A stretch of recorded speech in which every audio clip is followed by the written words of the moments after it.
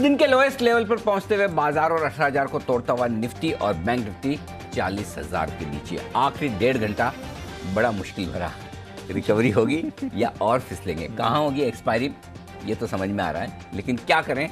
कल और अगली सीरीज की तैयारी, यह रहेगी सबसे अहमियत वाली बात। तो आइए, स्वागत है आप सबका फाइनल ट्रेड में। नमस्कार, मैं हूं अनिल सिंह जी। और नमस्कार, मैं हूं दीपांशु भंडारी। और अनिल जी, इस समय की बड़ी बात सिर्फ एक और एक ही है, जिस तरह का एक्शन एक्सपायरी के दिन बाजार में आते हुए दिख रहा है।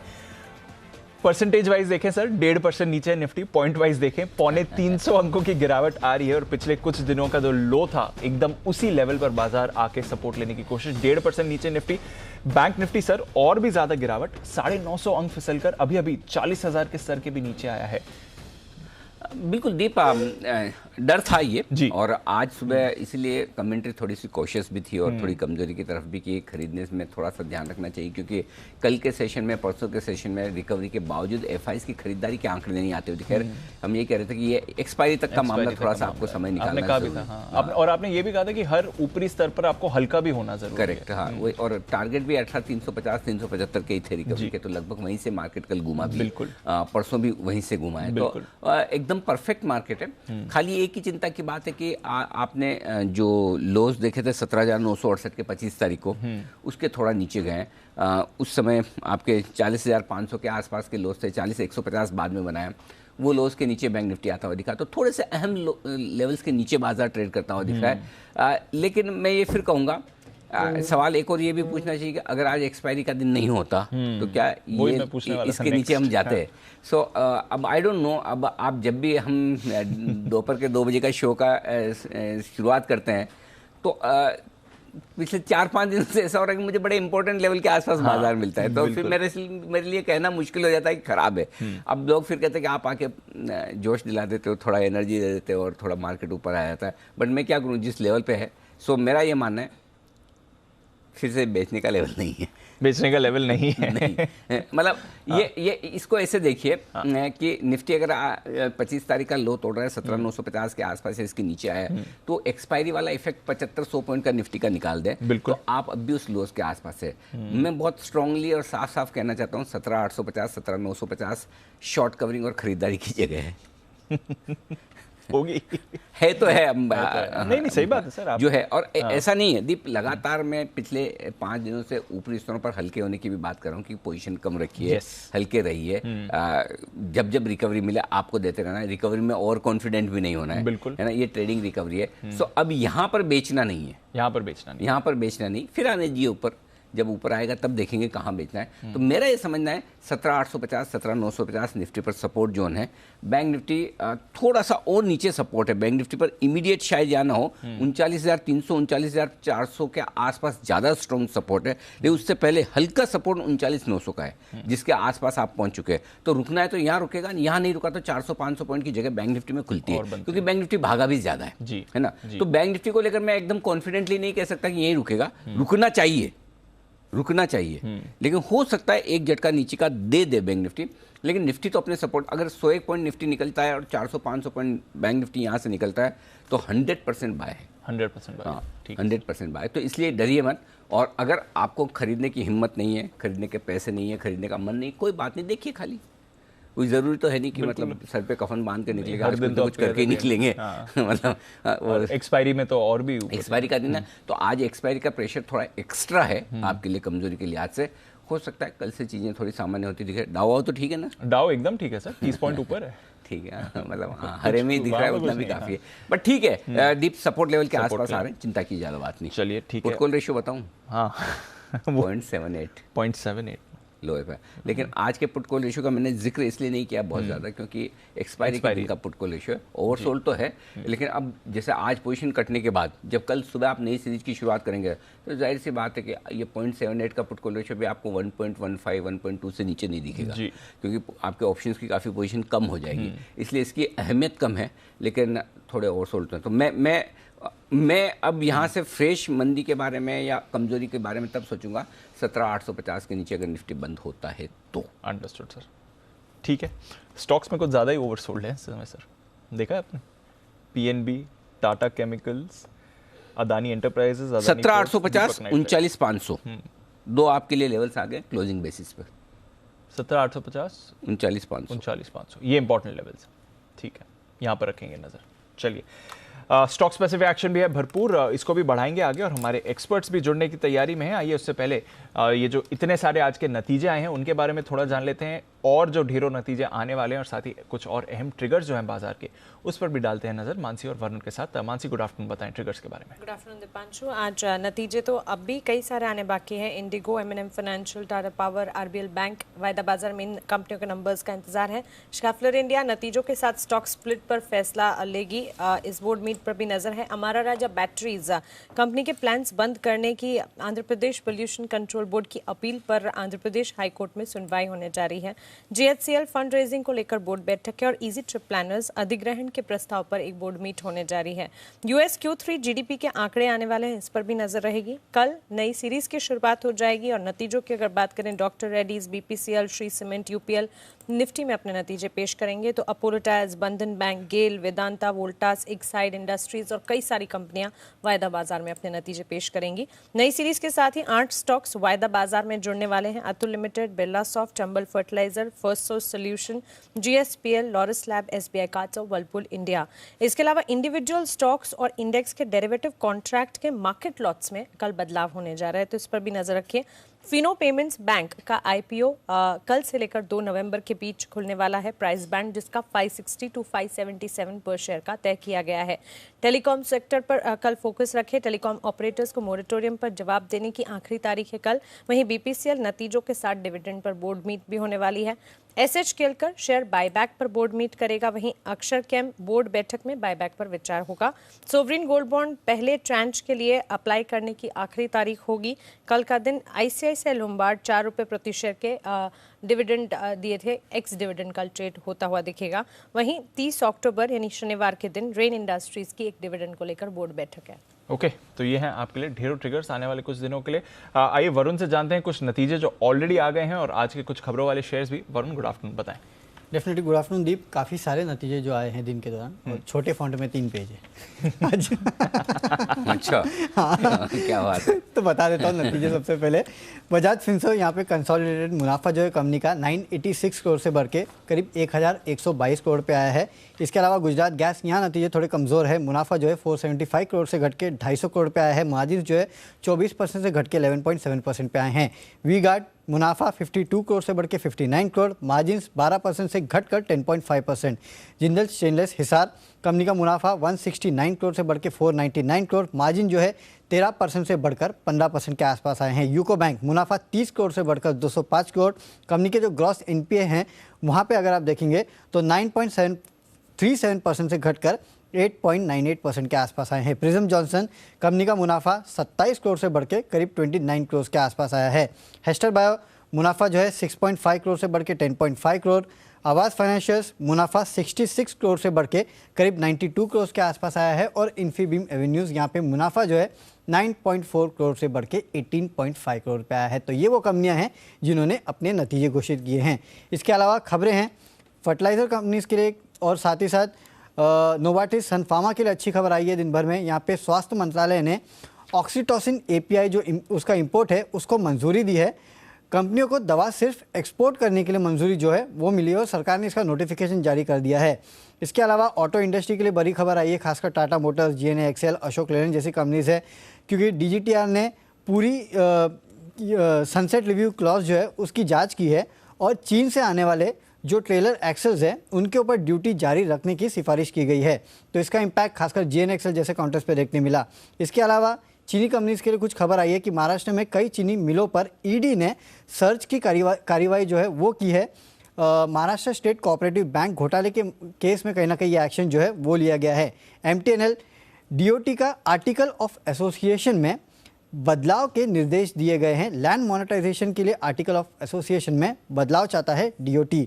इसके अलावा स्पाइसजेट और इंडिगो के लिए खबर आई है। DGCA की तरफ से ये बयान आया है कि विंटर में हर हफ्ते स्पाइसजेट जो है करीब 2995 उड़ान भरने की योजना बना रहा है और इंडिगो जो है करीब 10,240 उड़ानें भरने की योजना बना रहा है। तो इसके चलते एविएशन काउंटर्स पे आपको रडार पे रखना चाहिए। L&T कंस्ट्रक्शन को ऑर्डर मिला है 2,500 से 5,000 करोड़ के रेंज में ऑर्डर मिला है।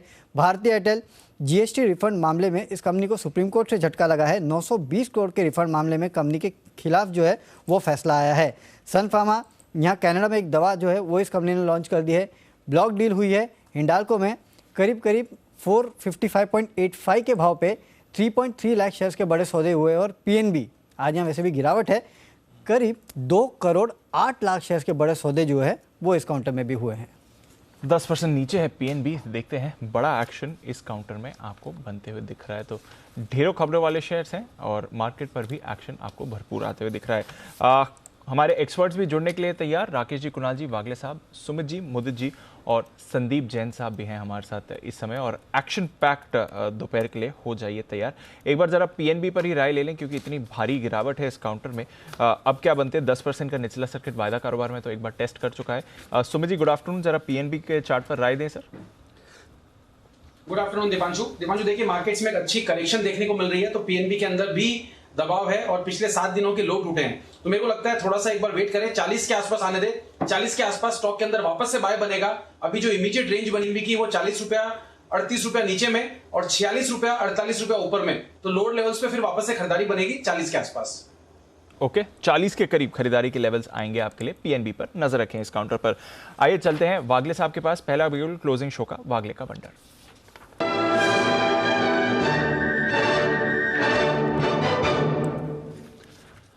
बताएं वागले साहब। Good afternoon. Afternoon Deepanshu, afternoon Anil ji. Deepanshu, मुझे बेचना है आईटीसी जिसने एक इम्पोर्टेंट 232 का मल्टीपल सपोर्ट ब्रेक किया है। हालांकि ये लेवल बेचने का नहीं है, मार्केट में बाउंस बैक आ सकता है, लेकिन आईटीसी का पैटर्न बिगड़ा है। जो मूव हमने पिछले कई हफ्तों में देखी 210 212 से शुरुआत हुई थी, आई थिंक वो लेवल्स टेस्ट होंगे। तो अभी आप बेचिए 227 228, ये राइट लेवल है बेचने का। 231 का स्टॉप लॉस होगा और मेरा टारगेट होगा इंट्राडे में भी। पहला टारगेट 217 218 का होगा, दूसरा 212 210 टेस्ट दिखता है 1 से 2 दिन। टारगेट पहला 212 210 का दूसरा टारगेट। वागले साहब, विचार क्या है आपका? जो स्टॉक बेचारे बड़ी मुश्किल से धीरे धीरे कभी साल 2 साल में एक आध बार हिलते हैं चलते हैं, आज उन्हीं की आप धुलाई कर रहे हैं। सुबह जाते जाते कोल इंडिया और आईटीसी, ये तो बेचारे वैसे बढ़ते ही कहाँ कि आपको इनको गिराना पड़े।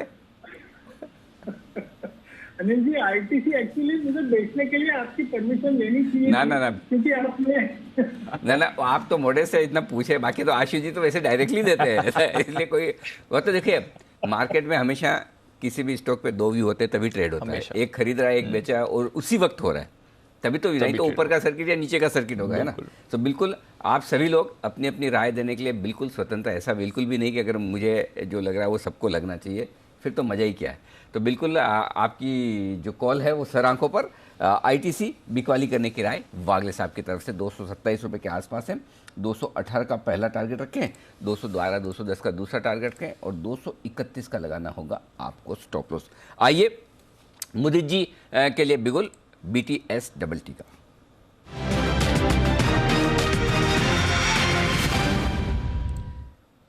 जी मुझे जी बताएं sir. Good afternoon Anil ji, good afternoon दीप।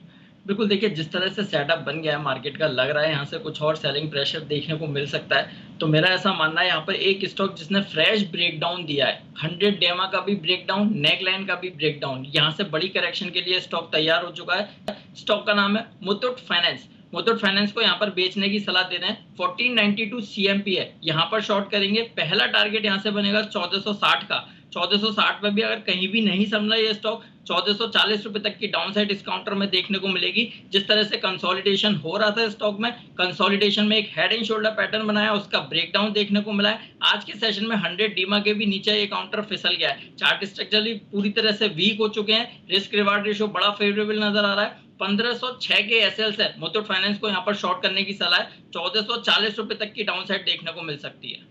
1440 के टारगेट के लिए मुथूट फाइनेंस पे करे बिकवाली। डेज लो पर कर रहा है काउंटर ट्रेड। एक बिगुल सुमित जी के लिए, सुमित के सुपरहिट।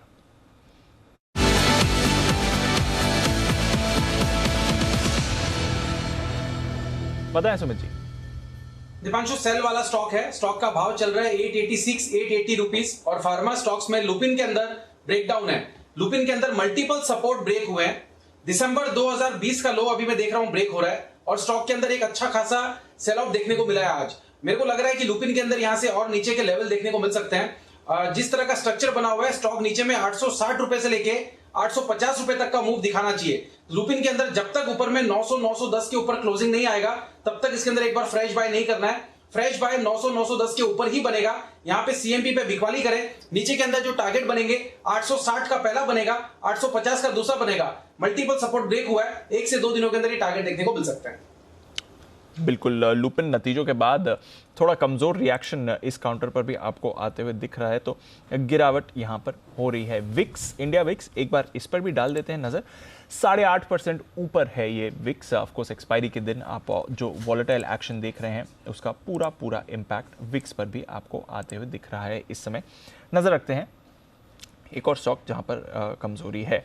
पर आइए, नतीजों का है सीजन, फुल फ्लो में आ रहे हैं नतीजे। डीएलएफ, इसके कैसे रहेंगे नतीजे? आज का मूवमेंट तो ठीक है, बट वैसे हमने देखा है काफी एक्शन में रहा है डीएलएफ, काफी एक्शन में रहे रियल एस्टेट स्टॉक। परफॉर्मेंस क्या कहेगी, जानते हैं मानसी के साथ। मानसी बताएं। बिल्कुल दिवांशु, नतीजे अच्छे रहने का अनुमान है। यहाँ पर कंपनी की बिक्री और मुनाफे में अच्छी बढ़त देखने को मिलेगी। लगातार मांग में जो तेजी हमने देखी और पिछले दिनों सेल्स में जो आउट परफॉर्मेंस आई है उसका असर सीधे तौर पर नतीजों पर दिखेगा। मांग में लगातार बढ़त से मुनाफा और आय, मुनाफा जो है 44% बढ़ता हुआ देखने का अनुमान हम लगाकर चल रहे हैं। 232 करोड़ से 335 करोड़ पर मुनाफे का आंकड़ा जाता हुआ दिख सकता है और आय में करीब 32% की बढ़त का अनुमान है। 1610 करोड़ से कंपनी की आय जो है 2122 करोड़ तक जाती हुई दिख सकती है। इनके गुरुग्राम मार्केट के परफॉर्मेंस पर खास तौर से नजर रखनी होगी, क्योंकि गुरुग्राम मार्केट काफी अच्छे से परफॉर्म कर रहा है और उसी अच्छे प्रदर्शन का एक इम्पैक्ट है पॉजिटिव, जो कि नतीजों पर पड़ता हुआ हम देखेंगे। प्री सेल्स में बढ़ोतरी से यहाँ पर कंपनी को और नतीजों को काफी हद तक सहारा मिलेगा। कुछ चीजें हैं जिस पर खास तौर से हमें नजर रखनी होगी। ऑफिस पोर्टफोलियो के ऑक्यूपेंसी लेवल्स पर नजर रखनी होगी। साथ ही त्योहारी सीजन से पहले मांग की स्थिति क्या है इस पर भी नजर रखेंगे और नए लॉन्चेस की कंपनी की पाइपलाइन क्या है इस पर फोकस रहेगा। मार्जिन 28.7% से 44.9% पर जाते हुए दिखेंगे और कामकाजी मुनाफे को ध्यान रखिए। सबसे ज्यादा बढ़त यहाँ पर 106% की तेजी आती हुई दिखेगी। 463 करोड़ से अनुमान यह है कि 954 करोड़ तक कंपनी का कामकाजी मुनाफा जा सकता है। तो ऑल इन ऑल डीएलएफ के नंबर्स अच्छे रहने का अनुमान है। बिल्कुल, तो डीएलएफ के नंबर्स अच्छे रहेंगे। फिलहाल ऑफ कोर्स थोड़ा सुस्त है स्टॉक। बदसली एग्जैक्टली 400 पर है डीएलएफ। सपोर्ट दिखता है यहाँ पर सर, या थोड़ी कमजोरी है? एक्सपायरी के भी थोड़े मूव्स आ रहे हैं, क्या राय देंगे डीएलएफ चार्ट पर?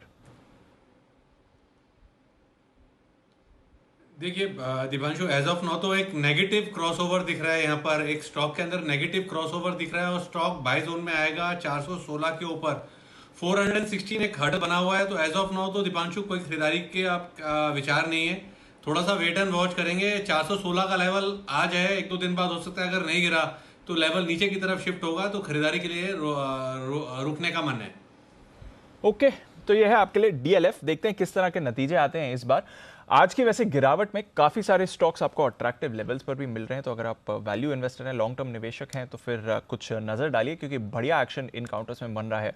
और अगर आपको निवेश के मौके ढूंढने हैं तो फिर जी बिजनेस पर हम आपको रोज बड़े एक्सपर्ट्स की राय लाते हैं। और इस दिवाली सीजन तो दिग्गज ब्रोकरेज हाउसेस को कौन से स्टॉक पसंद आ रहे हैं दिवाली टू दिवाली के लिए, उसके बारे में भी बता दें। तो आइए एक और ऐसी ही रिपोर्ट लेकर तैयार हैं आशीष।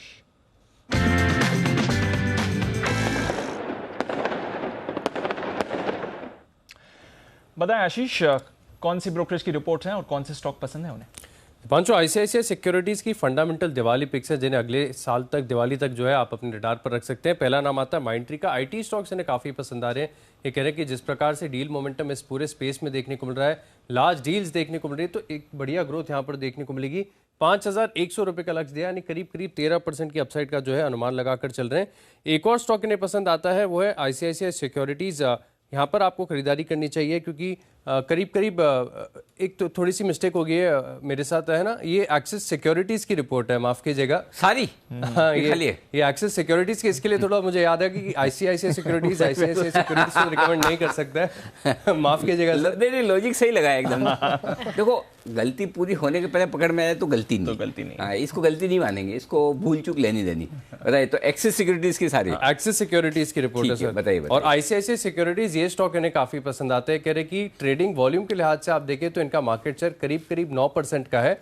तो इसके चलते स्टॉक को आपको रडार पर रखना चाहिए। 940 रुपए का लक्ष्य दिया है, तो यानी 28% की तेजी जो है एक्सपेक्ट करके चल रहे हैं आईसीआईसीआई सिक्योरिटीज में। इसके अलावा कैनफिन होम्स यहाँ पर देख रहे हैं कि रियल एस्टेट पूरे सेक्टर में काफ़ी बढ़िया ग्रोथ और अच्छा रिवाइवल देखने को मिल रहा है। लोन ग्रोथ में बढ़िया बढ़त देखने को मिली है और इनकी जो असेट क्वालिटी है वो भी काफ़ी अच्छी है, काफ़ी शानदार है। इसके चलते कैनफिन होम्स पर इनका पूरा भरोसा है। 800 रुपये का लक्ष्य दे रहे हैं, करीब करीब आप देखें तो 26% की अपसाइड जो है मौजूदा दाम से आपको देखने को मिल सकती है। इसके अलावा एसबीआई लाइफ यहाँ पर देखिए स्टॉक पे ये कह रहे हैं क्योंकि वीएनपी मार्जिन्स आगे जाकर काफ़ी बेहतर होते हुए दिखेंगे।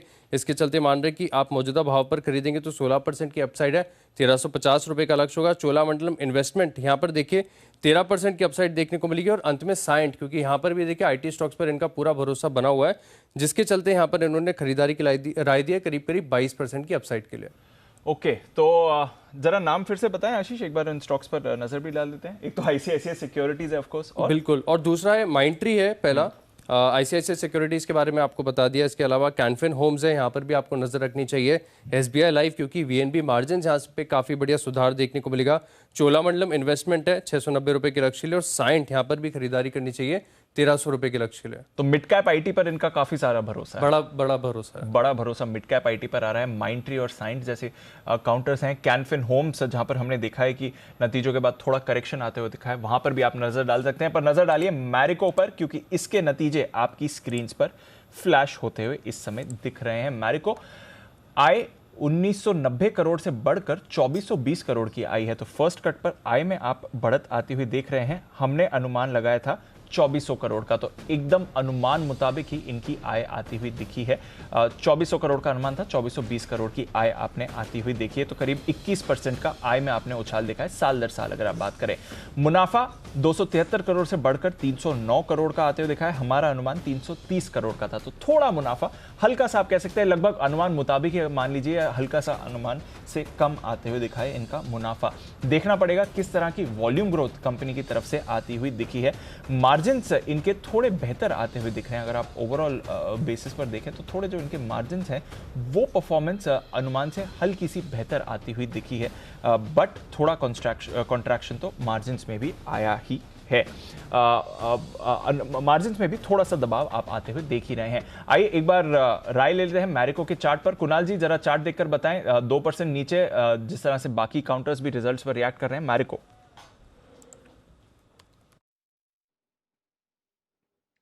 देखिए दीपांशु, चार्ट देखें तो एक सपोर्ट मुझे नजर आता है 566 के आसपास। ये मैं स्पॉट का लेवल दे रहा हूं, 566 के आसपास सपोर्ट है। अगर ये 566 के लेवल्स को तोड़ करके नीचे ट्रेड करने लगता है तब आपको यहां पर 556 तक का एक फॉल देखने को मिल सकता है। संभावना इस बात की है कि लेवल्स होल्ड करने चाहिए।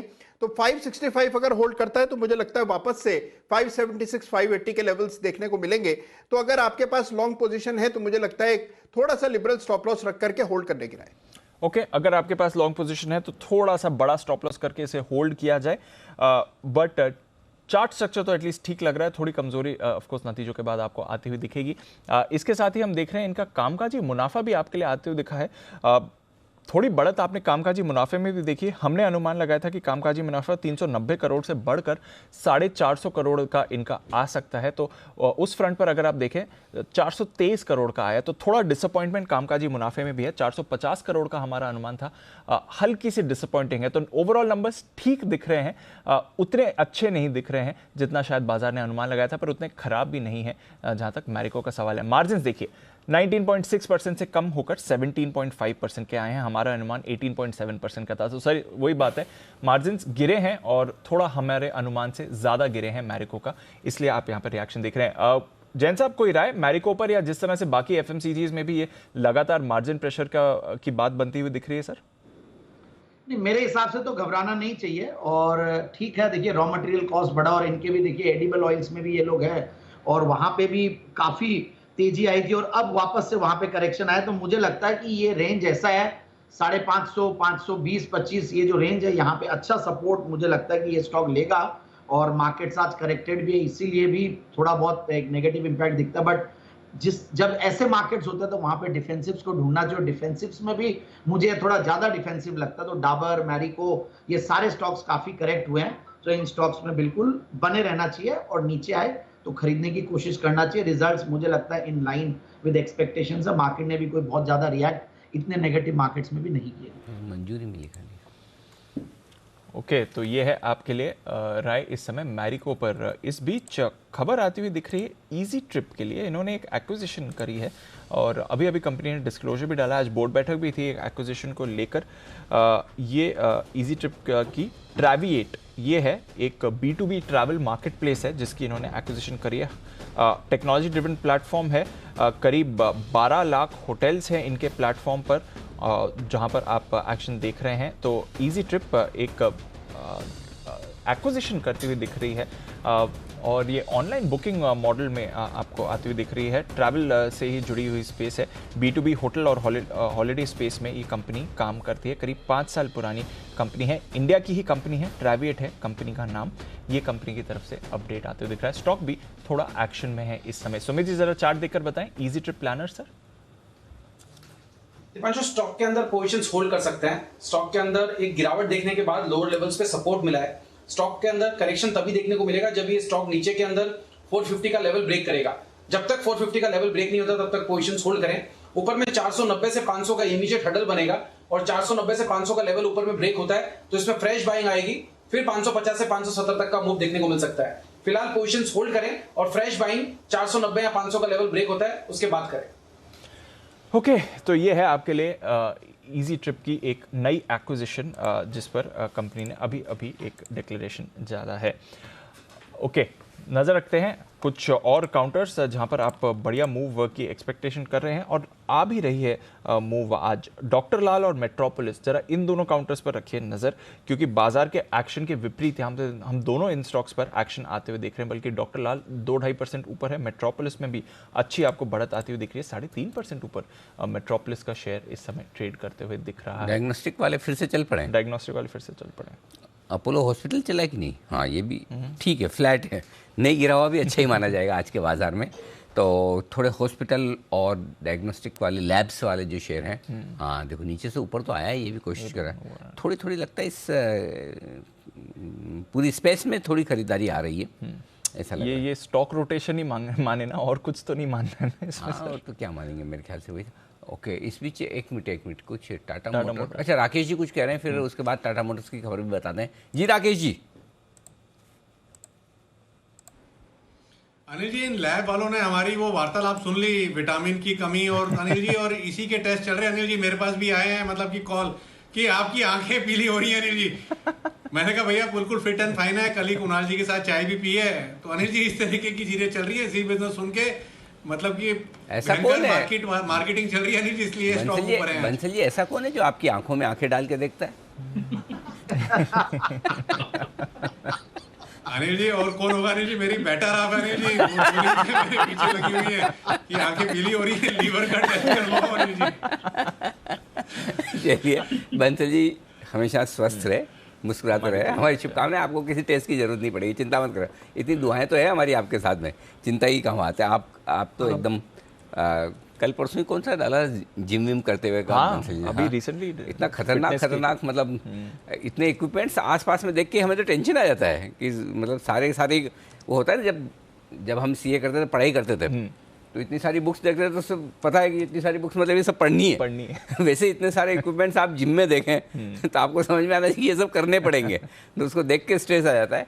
तो बंसल जी आप तो एकदम फिट नहीं, सुपर फिट है और हिट भी है, वही बने नहीं। असल में होता है कि नहीं, ये भी बंसल जी तो करते हैं, फिटनेस फ्रीक है। ओके, इंडियन बैंक के रिजल्ट्स आपकी स्क्रीन पर आते हुए दिख रहे हैं। मुनाफा दुगने से ज़्यादा होता दिख रहा है। 410 करोड़ से मुनाफा बढ़कर 1090 करोड़। लगातार हम ये बात कर रहे थे कि इस बार सरकारी बैंकों के रिजल्ट बैंकिंग सीजन के लिए HDFC बैंक से शुरुआत करते हुए हम बता रहे थे। तो अब देखिए रिजल्ट्स में एक के बाद एक सारे बैंक्स, एक खाली PNB को छोड़ दें अभी तक जिससे खराब आए, मुझे नहीं लगता। बाकी इवन कैनरा बैंक भी एक दिन थोड़ा गिरा, वापस रिकवर भी हो गया। सो इसके भी रिजल्ट ठीक दिख रहे हैं। ग्रोस NPA थोड़े से घटे हैं 10-15 बेसिस पॉइंट, तो स्टेबल हैं ग्रोस लेवल पर NPA। इंडियन बैंक 182 रुपये, ये है इस वक्त रिजल्ट का आपके सामने अपडेट। इंडियन बैंक से सुमित जी चार्ट देखिएगा जरा, रिजल्ट्स के बाद क्या सीन है। 7 रुपये नीचे नजर आ रहा है इस वक्त। रिजल्ट्स तो मुनाफे के लिहाज से बढ़िया दिख रहे हैं। थोड़ा सा प्रॉफिट बुकिंग है अनिल जी, थोड़ा सा प्रॉफिट बुकिंग में लोअर लेवल्स पे खरीदारी बनेगी क्योंकि स्टॉक का स्ट्रक्चर ओवरऑल मजबूत है। 175 180 ये रेंज में सपोर्ट बनेगा, तो सब 175 के आसपास अगर नीचे में मिलता है तो लोअर लेवल्स पे खरीदारी करें, एग्जिस्टिंग पोजीशंस होल्ड रख के चले। 190 का लेवल टूटने के बाद 200 के पार के लेवल फिर स्टॉक के अंदर देखने को मिलेंगे। फिलहाल पोजीशंस होल्ड करें और डिप्स में खरीदारी करें। सोचा नहीं था लेकिन फिर भी आ गए सेठी साहब। 2:30 बजे हैं, सेठी साहब से मुलाकात करने का वक्त। इसका मतलब आज या तो कॉल्स लेंगे या फोन पर आने के बाद नोटा का इस्तेमाल करेंगे। आई थिंक सेठी साहब तो कॉल देंगे। कॉल देंगे, चलिए देखते हैं। सदाबहार है ना सर। सदाबहार सेठी साहब है तो कुछ ना कुछ तो मिल ही जाता है सेठी साहब को, अच्छे स्टॉक्स खराब बाजार में। तो आइए सदाबहार सेठी साहब की शॉर्ट टर्म पिक्स। कभी कभी खुशी के लिए कुछ ज्यादा नहीं, एक अनजान दोस्त ही काफी है। एबिक्स कैश हर खुशी के लिए काफी है।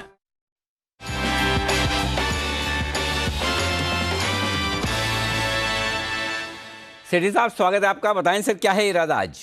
Good afternoon Anil ji, good afternoon Deepanshu. Anil ji देखिए बाजार में तो मार्केट है, मतलब मार्केट ये जो है 300 पॉइंट निफ्टी में टूटा हुआ है बाजार। हाँ। लेकिन आप ब्रॉडर मार्केट देखेंगे तो उतने खराब नहीं नजर आ रहे मुझे, जिसमें मतलब अगर आपके पास क्वालिटी स्टॉक्स है कैश मार्केट के तो वहां पे भी गिरावट है, बट वो कंपेयर टू जो निफ्टी की गिरावट है उसके हिसाब से बहुत कम है। और कई सेक्टर स्टॉक्स है जो अभी भी पॉजिटिव है और मुझे लगता है ये जो बाजार में ओवरऑल गिरावट है यहाँ पे इन स्टॉक्स में खरीदारी करने का मौका है। तो 2 स्टॉक्स हैं कैश मार्केट के जिसमें आज के बाजार में भी खरीदारी करनी है।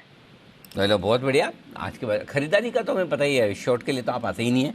तो बताएं सर क्या खरीदना है? पहला स्टॉक अनिल जी, जो पहला स्टॉक है वो मेरे एक पसंदीदा सेक्टर से है, टेक्सटाइल का सेक्टर, जिससे मैंने कुछ स्टॉक्स हाल ही में रिकमेंड किया। परसों भी केपीआर मिल किया था, उसके बाद बेहतरीन नतीजा है और टारगेट अचीव हुआ। और उसके अलावा भी हमने देखा वर्धमान टेक्सटाइल्स के नतीजे बहुत ही दमदार थे, रेमंड के भी नतीजे बहुत ही दमदार थे। तो मैंने आज पिक किया है सुतलज टेक्सटाइल्स को, जो कि 69 रुपए के लेवल पे ये स्टॉक ट्रेड कर रहा है।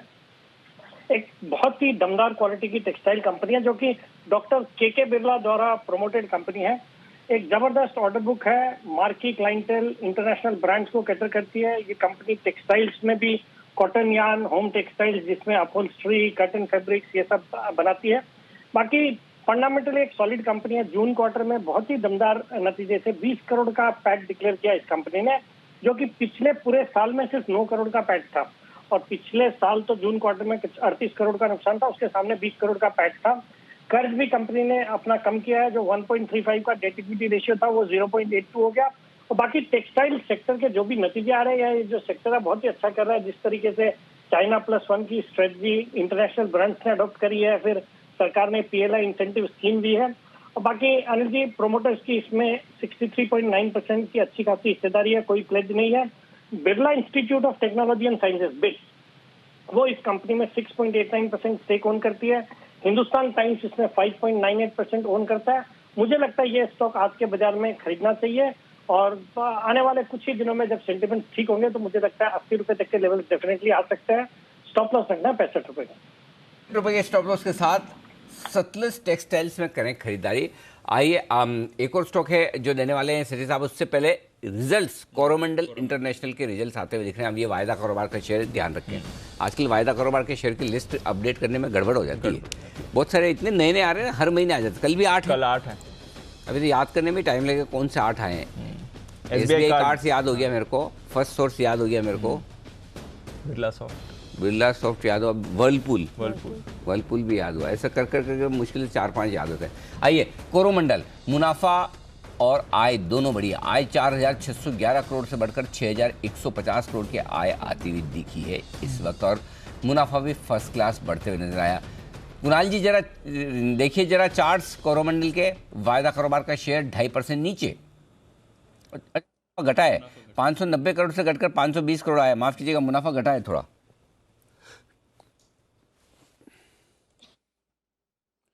अनिल जी देखिए पिछले 10 दिन से शेयर गिर रहा है, आज 10वां दिन है गिरावट का, और उसके बाद मुझे लगता है अनिल जी इन स्तरों पर सपोर्ट है।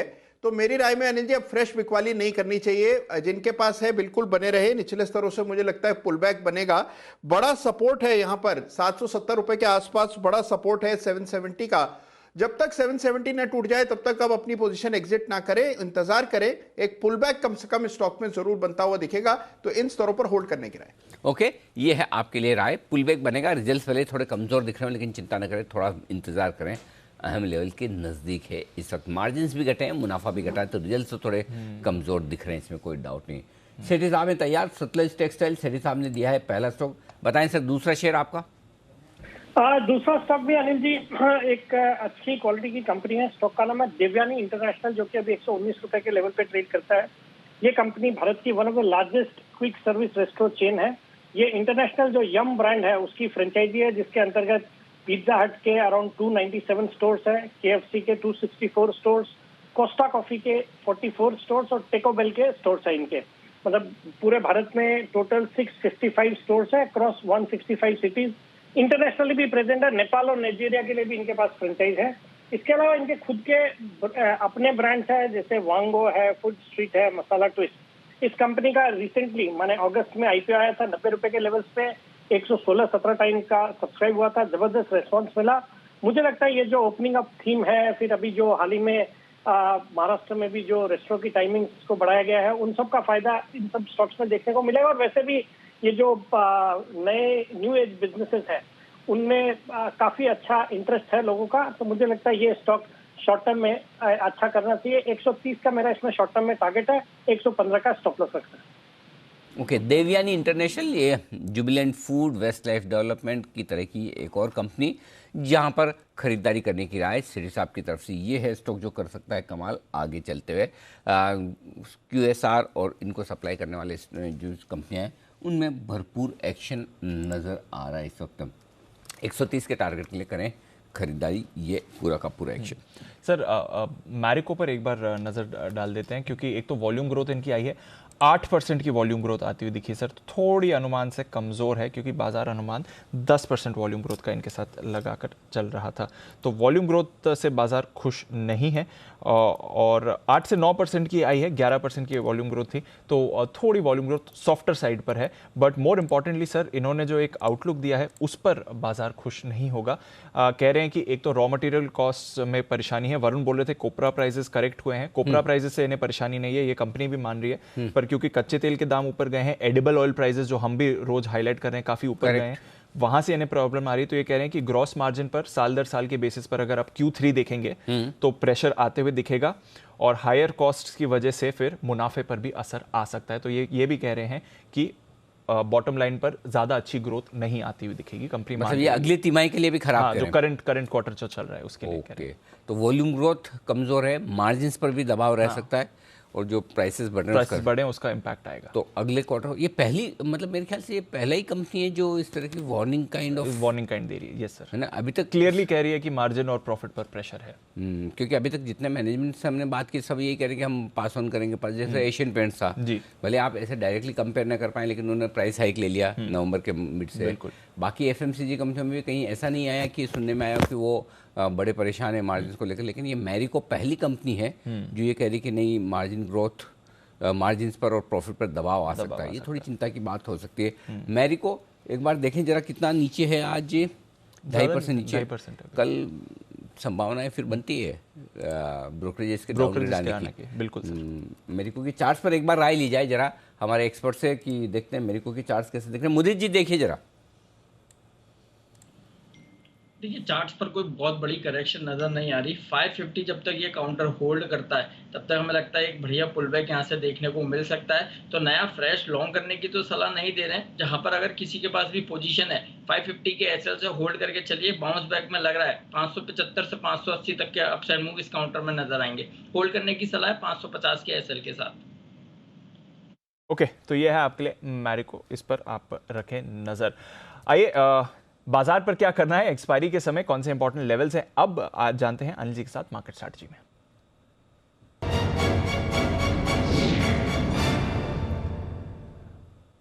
सर आज के लिए for what it's worth global बाजार ठीक है बिल्कुल। डाउ फ्यूचर्स हल्की बढ़त दिखा रहे हैं, नैस्डैक फ्यूचर्स हल्की बढ़त दिखा रहे हैं।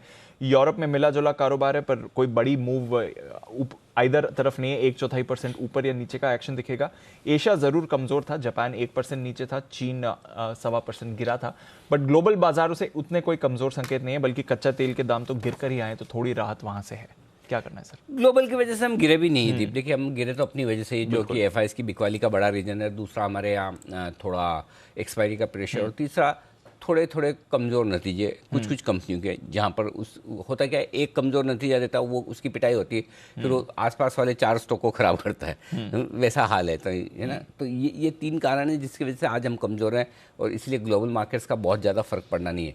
तो अब कल नई शुरुआत होगी ट्रेडिंग सेशन की, नहीं सीरीज़ की, तो कल का कल देखेंगे। फिलहाल आज के लिए ऐसा लगता है कि हम लोअर लेवल के आसपास हैं। हो सकता है आखिरी आधे पौन घंटे में कुछ थोड़ा और कमज़ोर हो जाए, यहाँ से 75 पॉइंट और गिर जाएँ कि 17,850 के आसपास पहुँच जाए, क्योंकि एक्सपायरी के दिन कभी भी कुछ भी थोड़े एबनॉर्मल मूव किसी भी तरफ आते हैं, ऊपर भी तो नीचे भी, तो वो एक पॉसिबिलिटी है। लेकिन हम हैं सपोर्ट जोन में, तो यहाँ पर मेरे लिए बेचना नहीं बनता। अगर फ्रेश मंदी होनी है तो फिर वो कल से होगी, आज नहीं। क्योंकि अगर कल आज हम एकदम सपोर्ट रेंज में बंद होकर वहाँ से फिर कल से नीचे ट्रेड करना शुरू करते हैं, तब तो आपके लिए शॉर्ट टर्म ट्रेंड पॉजिटिव से न्यूट्रल हो जाएगा। बिल्कुल करेक्ट। सो मैं कल का इंतज़ार करूँगा, और इन लेवल पर शॉर्ट करने की राय नहीं होगी। अगर आप एग्रेसिव ट्रेडर हैं, शॉर्ट कवरिंग करके खरीदारी भी कर सकते हैं, ना करें तो कोई बात ही, वेट एंड वॉच करें। तो ये तो राय निफ्टी की। तो मुझे यहाँ से फिलहाल 17,850 के आसपास तक की जगह मैक्सिमम हो सकती है, इससे ज़्यादा तो नहीं दिखती। 800-850 बहुत हो गया, अभी ये रेंज सपोर्ट का आ गया। 18,000 के ऊपर निकलना थोड़ा चैलेंजर, वो निकलेंगे तो ही आप ये समझिए कि थोड़े सेफ हैं। 18,000 के पुट पर 59 लाख शेयर हैं और कॉल्स पर 52 लाख शेयर हैं। तो ये सीधी सीधी बात ये है कि आपके लिए। अच्छा दीप, एक इंटरेस्टिंग आंकड़ा बताना चाहता हूँ। कई बार मैं हमेशा ये आंकड़ा देता हूँ कि इस लेवल के ऊपर इतने लोग निफ्टी में शॉर्ट हो गए हैं, कॉल राइटर्स हैं, तो जब भी शॉर्ट वाली मैं बताता हूँ कि कितने शॉर्ट हो गए, तो मेरे लॉन्ग वाले भी बताना ज़रूरी है। लॉन्ग कितने ट्रैप हुए हैं वो देख लीजिए। 18,000 के नीचे जब निफ्टी आया है तो 1,10,00,000 शेयर ऐसे हैं कॉल पुट राइटर्स जो तेज़ी करके फंस गए हैं। तो वो फंसे हैं। 17,950 के नीचे हम आए तो टोटल मिलाकर 1,40,00,000 शेयर पुट राइटर्स आज मुसीबत में है। और 17,900 को जो तोड़ने की तैयारी हो रही है, अगर 17,900 के नीचे जाते तो करीबन 2 crore share put writers short हो जाएंगे, लॉन्ग ट्रैप हो जाएंगे। तो सर ये अभी तक किसका वेट कर रहे थे? वैसे भी वो नहीं, तो ऐसा थोड़ी कि मतलब मंदी करने वाले ही ऐसे होते हैं, तेजी करने वाले भी कम थोड़ी है। मतलब बेसिकली प्रॉब्लम तेजी और मंदी से ज़्यादा है कि नुकसान में नहीं काटने की आदत। हाँ, वो फिर या तो ब्रोकर ही काटता है या फिर एक्सपायरी पे ही कटती है। तो वो 2 चीज़ें तो अब आज दोनों ही चीज़ें होने वाली है, एक्सपायरी भी है, ब्रोकर वाले। तो इसलिए वो मंदी में नुकसान नहीं कर पाना या स्टॉप लॉस नहीं लगा पाना, वो रिस्क तो हमेशा लोगों के साथ होती है, वो आज भी दिख रही। तो एक्चुअली आज प्रेशर एक्सपायरी का ज़्यादा है, बजाय बाजार एफआईएस की बिकवाली से 2-2.5 हज़ार करोड़ की रोज ही हो रही है। उसके बावजूद आप फिर 1-1.5 घंटे में आप ऊपर आते हैं। तो आज नहीं आने की वजह ये है कि एक्सपायरी का प्रेशर। तो मेरा ये मानना है 17,800 17,900 की रेंज में कहीं सपोर्ट लेने की कोशिश होनी चाहिए। फ्रेश मंदी कल की जाए, अगर आपको ठीक लगता है और आपके अच्छे लेवल की शॉर्ट है तो होल्ड करें, और लो लेवल की शॉर्ट है तो एक बार प्रॉफिट बुक कर सकते हैं। कल फिर फ्रेश खरीद कर दें, ज़्यादा क्या है तो 50-75 पॉइंट नीचे बिकेगा, नहीं तो अगर रिकवर हुआ तो 200 पॉइंट ऊपर भी बिक सकता है आपका। तो उस हिसाब से अब आइए बैंक निफ्टी। अच्छा, क्लोजिंग बेसिस पर 17,850 के नीचे अगर आज बंद होता है तो ही आपको चिंता करनी है फ्रेश, नहीं तो जितनी चिंता है उतनी रखिए। बैंक निफ्टी 39,500 के नीचे बंद होता है आज तो ही चिंता करनी है। हालांकि 39,950 39,900 के नीचे ट्रेड करने के बाद थोड़ी नीचे की रिस्क खुल रही है।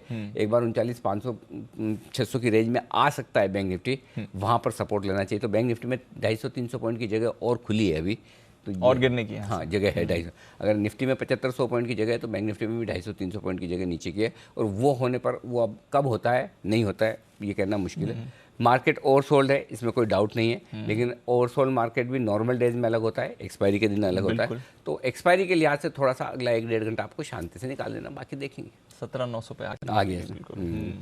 तो चलिए सपोर्ट लेवल्स पर है, एटलीस्ट फ्रेश शॉर्टिंग ना करें। अगर खरीदारी तो खैर इस समय अवॉइड करें, बट फ्रेश शॉर्टिंग भी नहीं करनी, क्योंकि सपोर्ट लेवल्स पर इस समय बाजार आते हुए दिख रहे हैं। ओके, तो ये है आपके लिए बाजार पर इस समय का एक्शन। आइए नतीजों की भी बात करें। M&M फाइनेंस, इस पर पहले डाल लेते हैं नजर, कैसे रहेंगे M&M फाइनेंस के नतीजे, जानते हैं देवांशी के साथ। देवांशी बताएं। बिल्कुल दीपांशु, आप देखिए M&M फाइनेंस के भी इस बार नंबर्स बहुत ज़्यादा पॉजिटिव सरप्राइज करते हुए नहीं दिखेंगे। सुस्त नंबर्स का अनुमान लगाया जा रहा है। इनकी जो कुल आय है वो इस बार कम होती हुई दिखेगी और साथ ही इनके साथ इनका जो ब्याज से आय है वहाँ पे भी करीब 2 से 3% तक की गिरावट की ही आशंका बनती हुई दिख रही है। हालांकि अब देखिए जो सहारा मिलता हुआ दिखेगा वो उनके डिस्बर्समेंट से आता हुआ दिखेगा। पिछली तिमाही में क्योंकि सारी NBFCs हमने देखा था स्पेशली व्हीकल फाइनेंसिंग में हल्की से कॉशियस थे, तो पेंटअप डिमांड जो है उसके चलते डिस्बर्समेंट इस बार बढ़ते हुए दिखेंगे। लेकिन आप देखिए ओवरऑल जो CV सेगमेंट है, आप पैसेंजर व्हीकल्स है, वहाँ पे बहुत ज़्यादा डिमांड बढ़ती हुई नहीं दिखी और इसके चलते इनकी आय और साथ ही जो नेट इंटरेस्ट इनकम है वहाँ पे इम्पैक्ट आता हुआ दिखेगा। इसके साथ ही इनका जो कलेक्शन एफिशिएंसी है उसमें सुधार ज़रूर आता हुआ दिखा है। एसेट क्वालिटी में आपको सुधार ज़रूर देखने मिलेगा, लेकिन कुल मिला के जो मुनाफा है वो इस बार 22% तक बढ़ता हुआ दिखेगा। जो प्रोविजंस है वो कम होंगे और इसका सहारा मिलता हुआ दिखेगा। अन्य आय हल्की सी बढ़ती हुई दिख सकती है और इसका भी सहारा मिलता हुआ दिखेगा, लेकिन ओवरऑल जो टॉप लाइन है वो थोड़ी सी सुस्त रह सकती है। इस तिमाही में देखना होगा कि जो डिमांड ट्रेंड है वो किस तरह से अब बढ़ती हुई दिख रही है और साथ ही जो रिस्ट्रक्चरिंग स्लिपेजेस के नंबर्स हैं वो कैसे आते हैं, ये सबसे अहम होगा। ओके, तो ये है आपके लिए M&M फाइनेंस पे राय नतीजों का अनुमान। आइए 2:45 वक्त है वसीम साहब से मुलाकात करने का।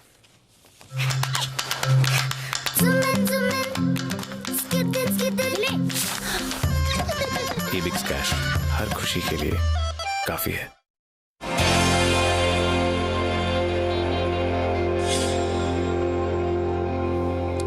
वसीम साहब, स्वागत है आपका। बाजार दिन की निचले स्तरों पर आते हुए दिख रहे हैं, कुछ अहम लेवल तोड़ भी रहे हैं। एक बार तो पहले डायरेक्शन लेना चाहता हूं, क्या एक्सपायरी का ही प्रेशर है, कल से बेहतर होने चाहिए या फिर अभी थोड़ी और कमजोरी हो सकती है? तो अनिल जी दोनों तरफ है। मेरे को लगता है आपने देखा ही है कि FIs की काफी सेलिंग रही है and this is despite any major bad news. और इन्फ्लेशन जैसे वहाँ बॉन्ड यील्ड घटी है, आई थिंक मॉडरेशन है, तो मुझे लगता है 80% तो एक्सपायरी का प्रेशर है, but 20% could be some collateral selling which has taken place. हो सकता है कल तक होए, लेकिन मैं कहूंगा कि अगले हफ्ते से पक्का मुझे लग रहा है कि we should again go and test 18,300 400 और ये एक बाइंग अपॉर्चुनिटी है स्टॉक स्पेसिफिक, क्योंकि रिजल्ट्स का कैलेंडर इतना हैवी है तो दोनों तरफ की व्यू आदमी ले रहा है। बिल्कुल ठीक बात है। तो थोड़ी FIs की बिकवाली का दबाव है, उसकी वजह से मार्केट है नीचे। बताएं सर कोई अपडेट और साथ ही अगर फ्रेश कॉल्स हैं तो वो भी बताएं। तो सुबह आपको सर मैंने GMR कहा था और मैंने RBL बैंक, तो मैं अभी भी कह रहा हूँ RBL के रिजल्ट्स बहुत अच्छे रहेंगे। आपने देखा है कि RBL और इंडसइंड में इवन दो ऊपर से सेलिंग आई है, मुझे लगता है जो इनमें वीकनेस एंटिसिपेट थी वो गलत है। तो एंड बैंक के नंबर मुझे इतनी वीकनेस नहीं लगी कि 1200 पॉइंट का 2 दिन में 1500 पॉइंट का सेल ऑफ आ गया। यहाँ मुझे लगता है state bank will lead from the front और ICICI के बैंक तो स्टेलर थे, तो ये मौका है लेने का। तो दो बायस है Anil ji, more related to the sector wise जो मैं कहना चाहता हूँ। आप कहें तो मैं शुरू करूँ? जी सर बताएं प्लीज। तो पहला होगा, देखिए आज DLF के रिजल्ट्स हैं। अब DLF बहुत बढ़िया मूव दे चुका है, लेकिन अगर आप उनकी रेजिडेंशियल सेल्स देखेंगे तो हो सकता है एक क्वार्टर में नंबर्स की वजह से होए, but real estate is in the sweetest spot ever.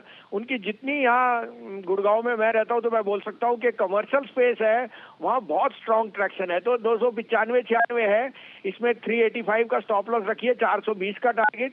दूसरा मैंने आपको जैसे कहा, मैं रीइटरेट करता हूँ, TCS has fallen 70 rupees, but I reiterate this is the time to accumulate TCS। I think TCS ये भाव में is the best buy here and in large cap I am very bullish. 3430 का भाव है, आप उसमें स्टॉप लॉस रखें तो मैंने सुबह का मेरा जो आपको स्टॉप लॉस दिया था वो ऑलमोस्ट हिट हो चुका है, लेकिन आप रिवाइज कर सकते हैं 3400। मुझे 3575 to 3600 दिखता है इन TCS। ओके, 3400 के स्टॉप लॉस के साथ खरीदारी करें। TCS में भी 3500 के ऊपर के टारगेट आपको आते हुए दिख सकते हैं। और DLF एक और स्टॉक है जहां पर वसीम साहब की तरफ से खरीदारी की राय आती हुई दिख रही। तो आप कमज़ोर बाजार में अच्छी क्वालिटी के दिग्गज शेयरों को खरीदारी करें, ये आपके लिए रहेगा उचित, ये राय वसीम साहब की तरफ से। ओके, तो और RBL बैंक की बात कर भी रहे थे वसीम साहब के, अच्छे नतीजे आ सकते हैं। कैसे आएंगे नतीजे बताने के लिए तैयार है देवांशी। देवांशी, कैसे रहेंगे रिजल्ट्स? बिल्कुल, बट अनिल सर स्ट्रीट जो एस्टिमेट करके चल रहा है बहुत ज़्यादा पॉजिटिव एस्टिमेट करके नहीं चल रहे, नहीं है, क्योंकि जो क्रेडिट कार्ड का कारोबार था वहाँ पे थोड़ी सी दिक्कत है। दोनों तरफ से जो डिमांड थी वो थी, लेकिन जिस तरह से मास्टर कार्ड पर बैन लगता हुआ दिखा तो इसके चलते उनको शिफ्ट करने में थोड़ी सी दिक्कत होती हुई दिखी, नए क्रेडिट कार्ड्स इशू करने में भी थोड़ी सी दिक्कतें थी और इसके चलते इनके टॉप लाइन पर थोड़ा सा इम्पैक्ट आपको ज़रूर देखने मिलेगा। दूसरी तरफ जो रिटेल पोर्टफोलियो है, जिनका मेजर पोर्टफोलियो है, वहाँ पे कलेक्शन एफिशिएंसी बहुत ज़्यादा अच्छी नहीं रही है और इसके चलते भी थोड़े से स्लिपेजेस, रीस्ट्रक्चरिंग के जो अकाउंट्स है वो बढ़ते हुए दिख सकते हैं। कुल मिला के अगर आप ब्याज से आए देखें तो करीब 3% से लेकर 5% तक की बढ़त का अनुमान लगाया जा रहा है। मुनाफा इस बार कम आएगा क्योंकि प्रोविजन के नंबर्स थोड़े से बढ़ते हुए दिख सकते हैं। अगर प्रोविजन के नंबर्स कम होते हैं तो मुनाफे को काफ़ी सहारा मिलता हुआ दिखेगा। इसके साथ ही अगर ग्रॉस एनपीएस देखें तो स्टेबल होंगे 5.2% के आसपास, 5% से बढ़कर नेट एनपीए 2% से बढ़कर 2.3% के लेवल्स के आसपास रहने का अनुमान लगाया जा रहा है।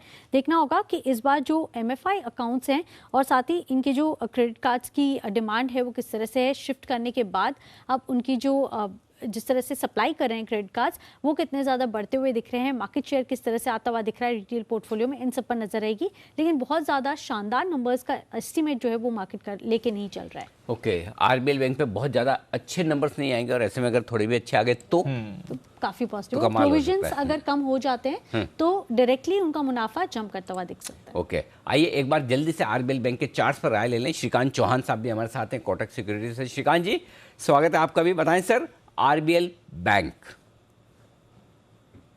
Good afternoon Anil ji, good afternoon Deepanshu.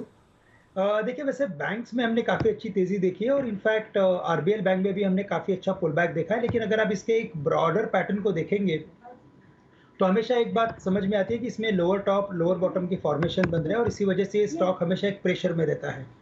हमें लगता है कि करंट लेवल से अगर इस स्टॉक को अगर लेना है तो थोड़ा वेट करके लेना चाहिए, रिजल्ट्स के बाद बाय करें। 185 के करीब इसने काफ़ी बड़ा सपोर्ट लिया है, तो 185 के आसपास यानी कि 190 के करीब अगर मिलता है तो बिल्कुल इसे बाय करें।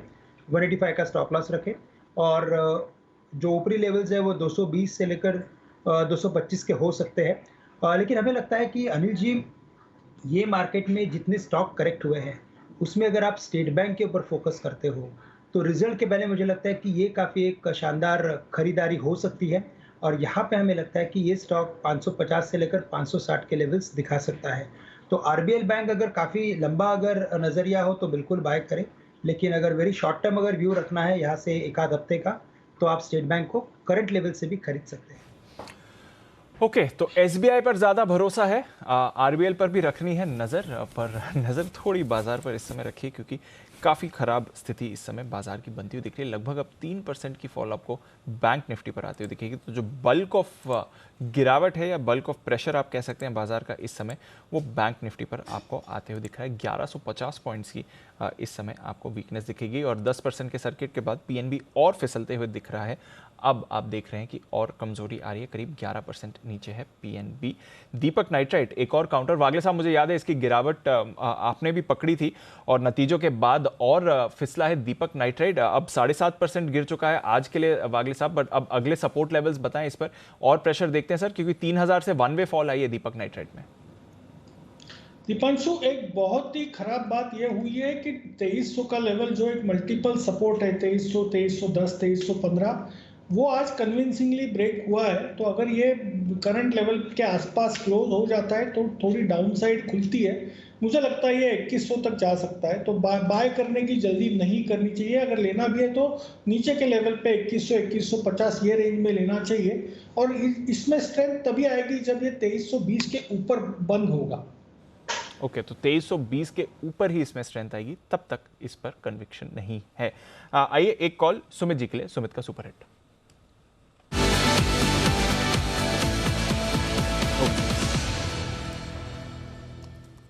बताएं सुमित जी। तो कोई भी लेवल काम नहीं कर रहे, एक एक करके सारे लेवल टूट रहे हैं इंडेक्स के अंदर। तो अब जो स्टॉक मेरे रडार पे आया है उसमें भी नीचे के लेवल्स देखने को मिल सकते हैं और वो स्टॉक है हेवेल्स। हेवेल्स के अंदर नीचे के लेवल देखने को मिलने चाहिए। स्टॉक के अंदर एक ब्रेकडाउन है, पिछले 5 दिनों के लोअर लेवल्स पे अभी आ चुका है। 1285 स्टॉक का ऊपर में रेजिस्टेंस है, 1260 के आसपास का अभी भाव चल रहा है, 1258 टू बी वेरी प्रिसाइज। मेरे को लग रहा है कि हेवेल्स में यहां से करेक्शन आनी चाहिए और नीचे के लेवल देखने को मिलने चाहिए, जिसके अंदर 1240 का पहला टारगेट होगा और 1225 का दूसरा टारगेट होगा।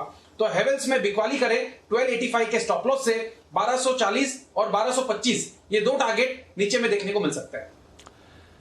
हैवेल्स पर लेवल सुमित जी की तरफ से बिकवाली के इस समय आते हुए दिख रहे हैं। 1240 1225 का टारगेट आते हुए दिख सकता है। आइए देखते हैं राकेश जी कुणाल जी ने क्या किया स्पॉट। बिल्कुल उनके लिए चार्ट कॉर्नर।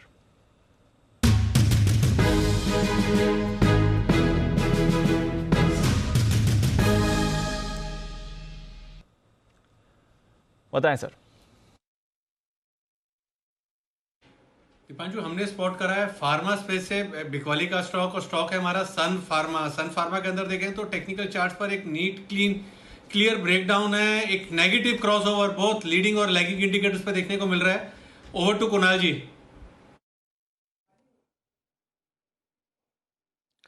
देखिए दीपांशु, कई बार लोग पूछते हैं कि हेड एंड शोल्डर पैटर्न दिखता कैसे है, या बन जाने के बाद तो बड़ा आसान है कहना।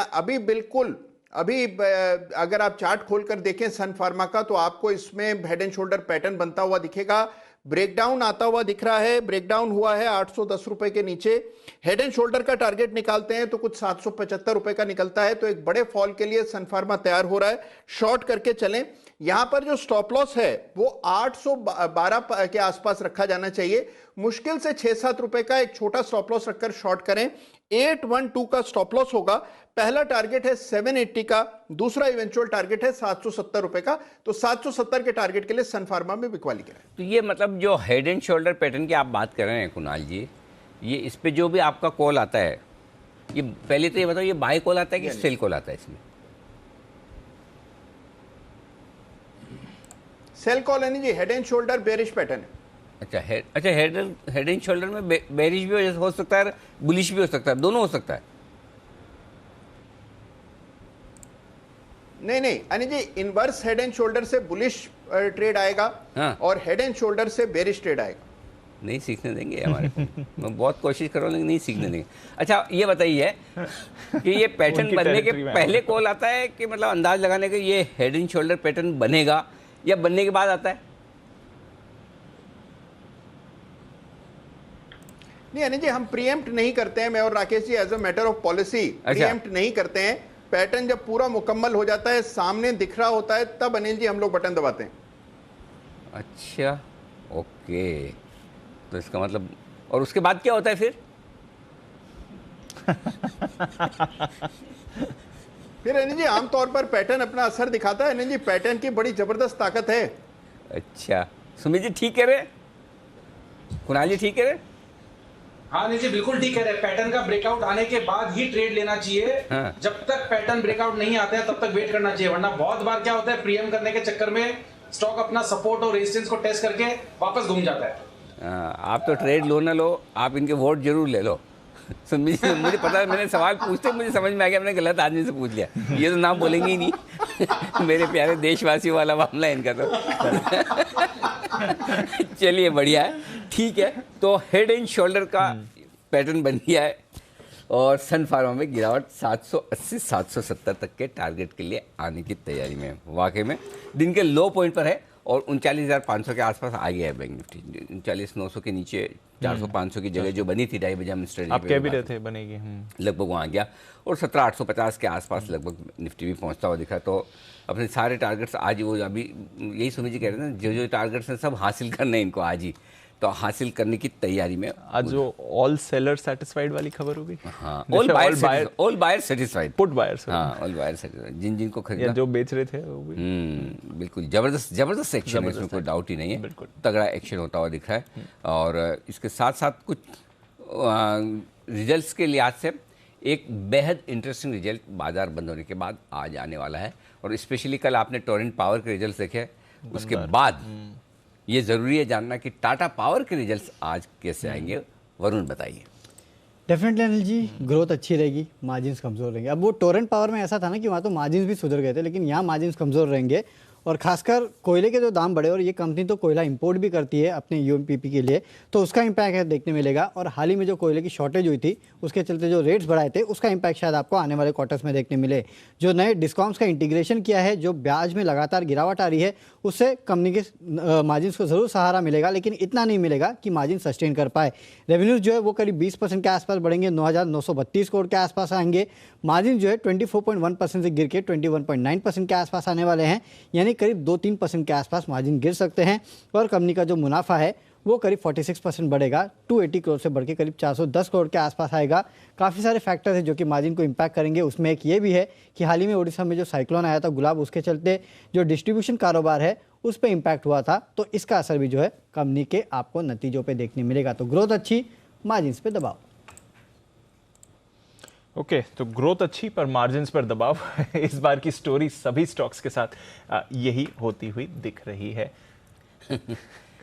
पर टोरेंट पावर एक्चुअली बात करें सर, तो वहाँ पर पॉजिटिव सरप्राइज ये भी था कि रेवेन्यू तो अच्छा बढ़ा, बट वहाँ पर हमने देखा मार्जिन्स भी खराब उतने नहीं हुए। तो आज ऑफ कोर्स मार्केट के मूड माहौल से ये गिर रहा है, बट अगर उसका एग्जाम्पल लें तो देखते हैं शायद टाटा पावर कोई पॉजिटिव सरप्राइज भी आपको दे सकता है। You never know, considering Torrent power ने तो एटलीस्ट इस ट्रेंड को ब्रेक किया है अब तक की। अगर 205-210 के आसपास बुरा नहीं है स्टॉक वापस से, अगर किसी को एंट्री करनी है, बाजार का मूड माहौल खराब ना हो, तो अच्छे लेवल है जहाँ पर आपको एंट्री करने को मिल सकता है। सबके रेडार पर है 200-210 बढ़िया रेंज है। इन्वेस्टर्स के लिए क्या बढ़िया लेवल होगा? श्रीकांत जी चार्ट्स देखिए जरा, टाटा पावर के रिजल्ट के पहले या रिजल्ट के बाद कौन सा लेवल आए तो आप निवेश के लिए खरीदेंगे? अनिल जी, इसका जो आउट परफॉर्मेंस है वो काफ़ी बेहतर है, और मुझे लगता है कि ये जो करेक्शन आ रहा है उसमें जो इसके प्रीवियस लोज थे तकरीबन 208 से लेकर 210 के, मुझे लगता है उसी की लेवल्स के काफ़ी करीब काफ़ी अच्छे सपोर्ट्स हैं। और हमें लगता है कि अगर जैसे कि आज के दिन में मार्केट ओवरसोल्ड होते जा रहा है, उसके बाद अगर तेज़ी बनती है या तो रिकवरी अगर बनती है, तो सबसे पहले तेज़ी हमें लगता है कि टाटा मोटर्स और टाटा पावर में देखने को मिल सकती है। तो करंट लेवल से बिल्कुल इसे खरीदा जा सकता है, ऐसा मुझे लगता है। अगर निवेश करना है और अगर ट्रेडिंग करना है तो करंट लेवल से खरीदे, और जो स्टॉप लॉस हमें रखना है वो 208 का रखें। हमें लगता है स्टॉक वापस एक बार 240 से 245 के रेंज में ट्रेड कर सकता है। ओके, तो ये है आपके लिए राय जहां तक टाटा पावर की सवाल है। आई थिंक श्रीकांत जी के पास एक कॉल भी है, तो बिगुल BTSTT श्रीकांत जी के लिए।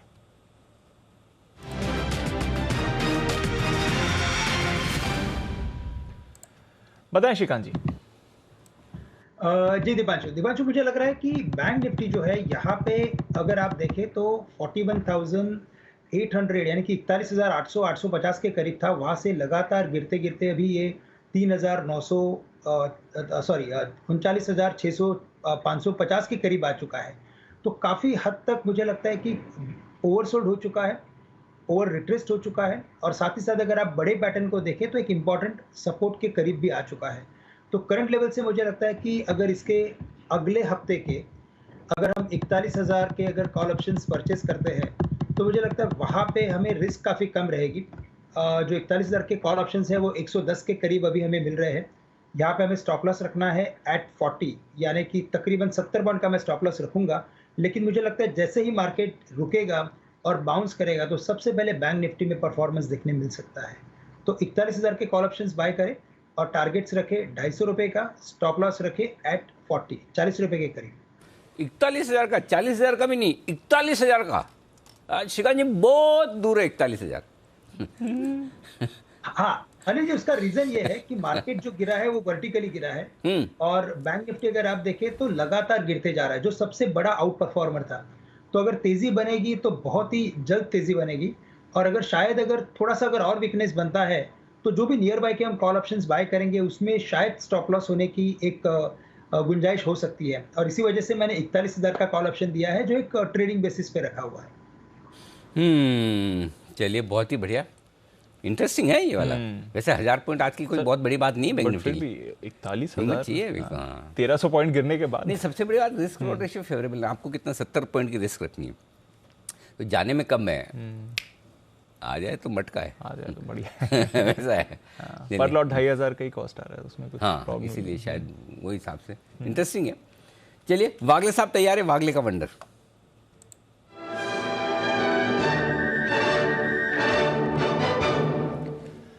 बताएं वागले साहब।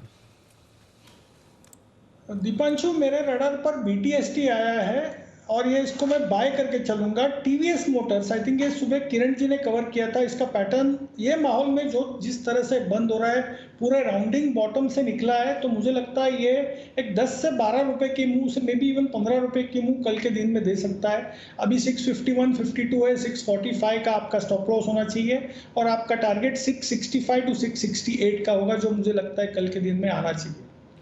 ओके तो 665 के टारगेट के लिए यहाँ पर आप रखें नज़र, ये राय आ रही है वागले साहब की तरफ से। और वागले साहब के बात करते करते किरण जी का भी मैसेज आया कि उनके जो मॉर्निंग के टारगेट थे TVS मोटर्स पर, वो आपको अचीव होते हुए दिख रहे हैं। तो TVS मोटर्स अच्छे फॉर्म में है और बाजार के एक्शन के विपरीत मूव कर रहा है। किरण जी ने 658, 660 के टारगेट्स दिए थे, आप देख रहे हैं स्टॉक मूवमेंट दिखा रहा है और पहला टारगेट हिट भी होते हुए दिखा है।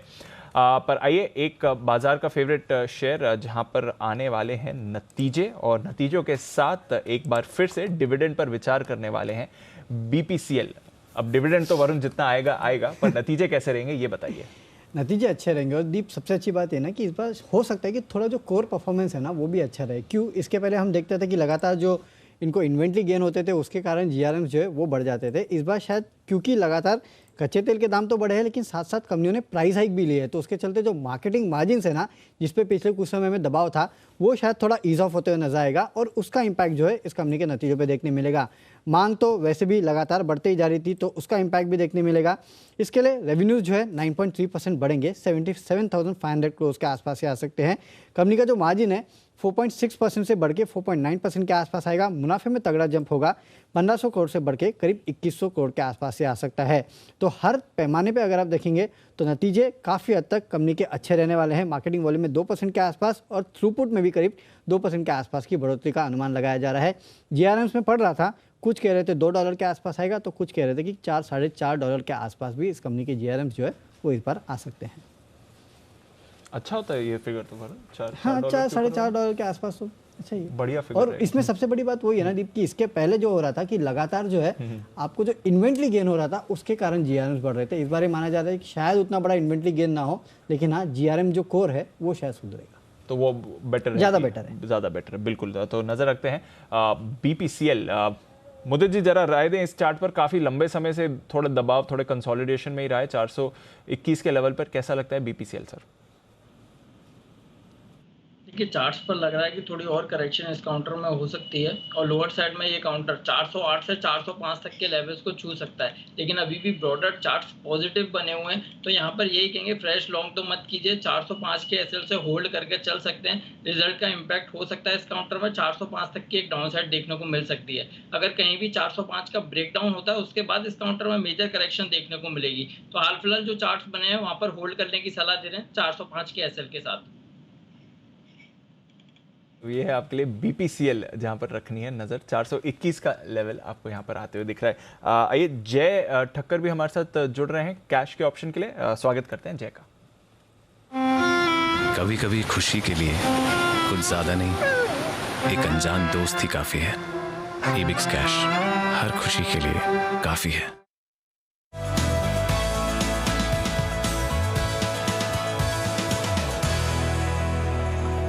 अरे जय, आपका तो सुबह पुट वाला ऑप्शन तो बड़ा गजब का सुपरहिट हो गया एकदम। कौन सा 18,100 का पुट था ना? जी अनिल जी, बिल्कुल अनिल जी। 197 और 231, 197, 231 target at the money. Perfect Anil ji, दोनों ही टारगेट हासिल हो चुके हैं, उसके ऊपर ही ट्रेड कर रहा है Anil ji. Wonderful, very nice. अब बताएं अभी फ्रेश क्या करना है?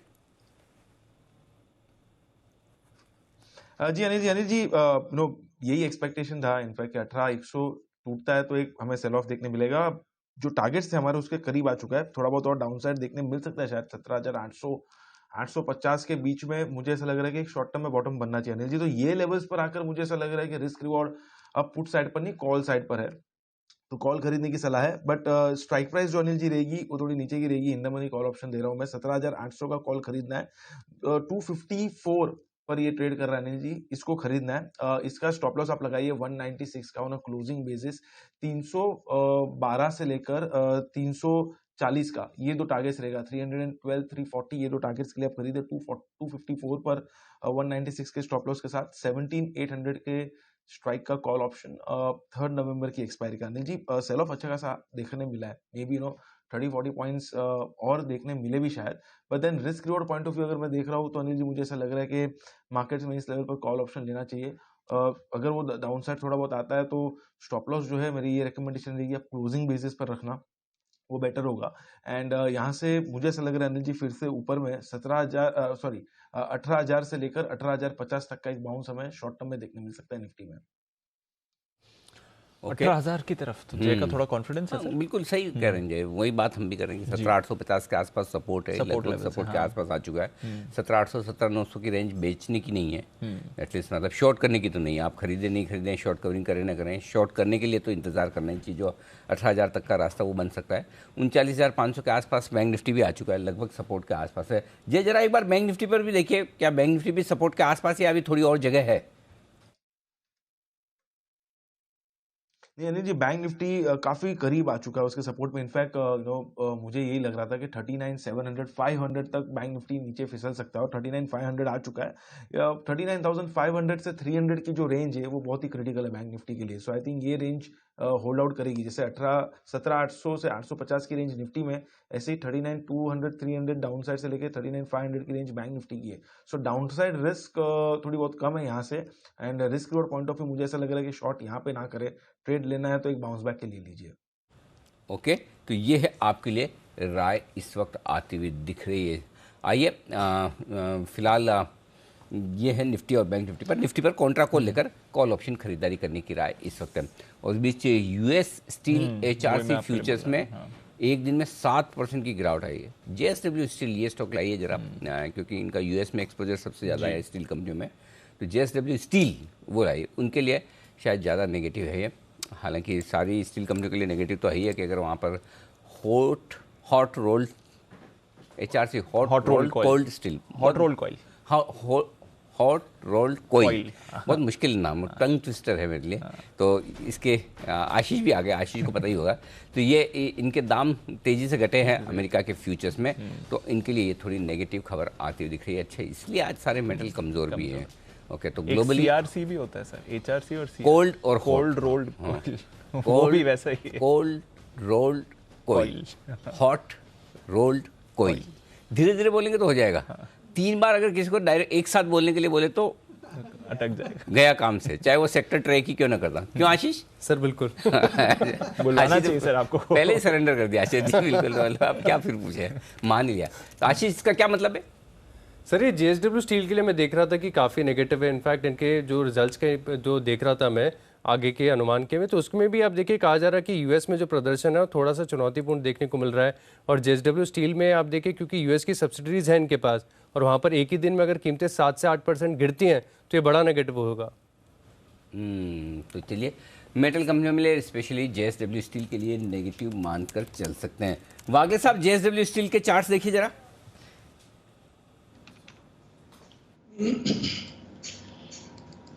अनिल जी, इसमें गिरावट अभी तक इतनी बड़ी आई नहीं है, सिर्फ 2.5% डाउन है। मुझे लगता है बेच के चलना चाहिए, एसटीबीटी करके जाना चाहिए। 650 तक के डाउन साइड लेवल्स मुझे दिखाई देते हैं। ये आपको मैं नवंबर फ्यूचर्स का भाव देता हूँ, ये मैंने अक्टूबर के दिए।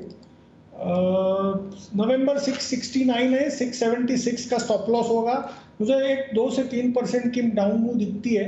655 तक की डाउन साइड मैं देख रहा हूँ जेएसडब्ल्यू स्टील में, आपको नवंबर फ्यूचर्स में मिलनी चाहिए। ओके, कैसे बोलते हैं वागले साहब, सिर्फ 2.5% ही गिरा हुआ है और गिरा मतलब एकदम आसानी से, ज़्यादा गिरा नहीं, सिर्फ 2.5% ही गिरा है। यही तो, मतलब खुशी और गम भी बड़े रिलेटिव होते हैं, है ना। एक ज़माने में मतलब 2.5% बढ़ जाए घट जाए शेयर तो ऐसा, आज बड़ा मूव दिया, आज 2.5% इतना छोटा सा लग रहा है। आदत ही हो गई है। हो, क्योंकि कई सारे ऐसे हैं जो इनसे गया। जी वागले साहब कुछ कह रहे हैं आप? जी अनिल जी, आप हमारा सुबह का जो हमारा डिस्कशन हो रहा था अडानी के बारे में, जो मैंने गलती से 1360 कुछ बोला था और कॉन्फिडेंटली 1400 का बोला था, आप हेड एंड शोल्डर का जिक्र कर रहे थे। हाँ, उसका टारगेट आ गया है। आज का लो 1370 कुछ बना है और अभी 1400 का भाव है। इसलिए मैंने बार बार आपको पक्का किया था वागले साहब, मैं बोल रहा था हाँ बोल दे, लेकिन आप रुक गए 1400 पे। लेकिन चलिए कोई बात नहीं, 1400 भी आया, वो भी सुपर हिट था। और 3-4% गिरने के बाद मैं बता रहा हूँ ना कि हमारे एनालिस्ट हर एक्सपर्ट की कुछ ना कुछ खासियत ज़रूर है जी। और वागले साहब की ये खासियत है कि वागले साहब जो बड़े मुंह के लिए स्टॉक तैयार हो रहा है उसको छोड़ते नहीं है। और इसमें सबसे बड़ी चीज़ क्या है, सबसे बड़ा फायदा है कि फॉर एग्जांपल आपने 1470 में कहा अदानी एंटरप्राइजेस बेचिए, 20 रुपये का स्टॉप लॉस है, तो चलिए 20 रुपये का स्टॉप लॉस अगर ट्रिगर हो भी गया तो हो गया, लेकिन जब जाएगा वो तो 100 रुपये आपको देके जाएगा। तो वो बड़े मुंह को वागले साहब छोड़ते नहीं है। ये है वो होता है ना सर, फ्रीक ट्रेड में जब बोलते हैं कि ये लेवल अगर फ्रीक ट्रेड का है तो कहीं ना कहीं से वो आ ही जाएगा। आज आई थिंक अदानी में वैसा ही हुआ है। अदानी में हुआ था गलती नहीं, फ्रीक ट्रेड नहीं, वागले साहब के साथ जो उन्होंने गलती से लेवल बोला वो भी आ ही गया। फ्रीक वर्ड हाँ, जब वागले साहब का फ्रीक वर्ड आ ही गया। तो चलिए ये है आपके लिए दिन के लोएस्ट पॉइंट पर। अच्छा, जैन साहब से तो हमने कुछ सवाल ही नहीं पूछा। जैन साहब, अब आपसे कुछ पूछने लायक बचा नहीं है हमारे पास में, जो आपको बोलना आप खुद ही बोल दें। ये भी गजब था अनिल जी, मुझे महसूस हो रहा था ये कटान वाले दिन मतलब बहुत गजब वाला काम हो जाता है कटान वाले दिन की, कुछ बोलने के लिए रहता ही नहीं। जैन साहब का हमारा जो वीकली डे बदलना चाहिए। हर गुरुवार के दिन आते, गुरुवार के दिन सारे लोग है ना हाईजेक कर लेते शो को, हमारे टेक्निकल फंडामेंटल एक्सपर्ट एक्सपायरी के हिसाब से फंडामेंटल डेरिवेटिव्स और टेक्निकल वाले। जैन साहब के लिए कुछ बचता ही नहीं है। क्यों जैन साहब, आइडिया कैसा है?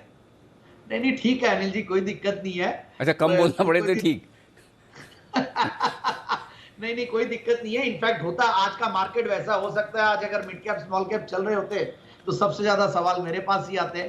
तो इतना अच्छी रैली के बाद आज कटान वाले दिन करेक्शन है, तो मुझे तो लगता है कि कल का दिन बहुत इंपॉर्टेंट रहेगा, कल का दिन देखेंगे। But yes, you are right कि आज टेक्निकल एनालिस्ट का दिन है और वागले जी का दिन है, जिस तरीके से शॉर्ट सेलिंग कॉल्स दे रहे हैं आज। तो चलिए ये है आपके लिए। और दिन के लोएस्ट पॉइंट पर इस वक्त आते हुए दिख रहे हैं बाजार 17,850 के आसपास। सॉरी अभी तो बढ़ा है कि घटा है? तोड़ दिया लेवल तोड़ दिया। हाँ, 60,000 पे तो हमें उत्साह तभी होता था दीप जब पहली बार पहुंचा था। अब तो 62 वाला 60 हुआ है। अच्छा, आशीष हमारे साथ तैयार है यूपीएल के नतीजों का अनुमान लेकर। आशीष बताइए। सर, नतीजे काफ़ी बढ़िया आएंगे और दूसरी केमिकल एग्रोकेमिकल अच्छा सुनने का बाकी रह गया था बस। नतीजे अच्छे आएंगे फाइनली, मतलब शो के बाद पहली बार किसने अच्छी बात की है आशीष, है ना? Through the show. एक टीवीएस मोटर्स जो आगे सामने दिया बाय, दूसरा निफ्टी खरीदने का कॉल जय का, और तीसरा आशीष का। सर, मार्जिन्स गिर नहीं रहे, इसके लिए अच्छा है। मार्जिन्स पिछले साल करीब 20% थे, इस बार भी 20% रहेंगे क्योंकि बेहतर प्रोडक्ट मिक्स का जो फायदा देखने को मिलेगा। दूसरी केमिकल और एग्रोकेमिकल कंपनीज में हमने देखा था कि इनपुट कॉस्ट प्रेशर के चलते मार्जिन में काफ़ी सारी गिरावट आई थी, इसके चलते एक दबाव देखने को मिला था। लेकिन यहाँ पर देखिए बिक्री भी काफ़ी ठीक ठाक हुई है। लैटिन अमेरिका में करीब 20% की ग्रोथ रही है और भारतीय ऑपरेशन में करीब 10% की ग्रोथ रही है। इसके चलते टोटल टॉप लाइन में आप देखें तो करीब 14% का इजाफा देखने को मिलेगा।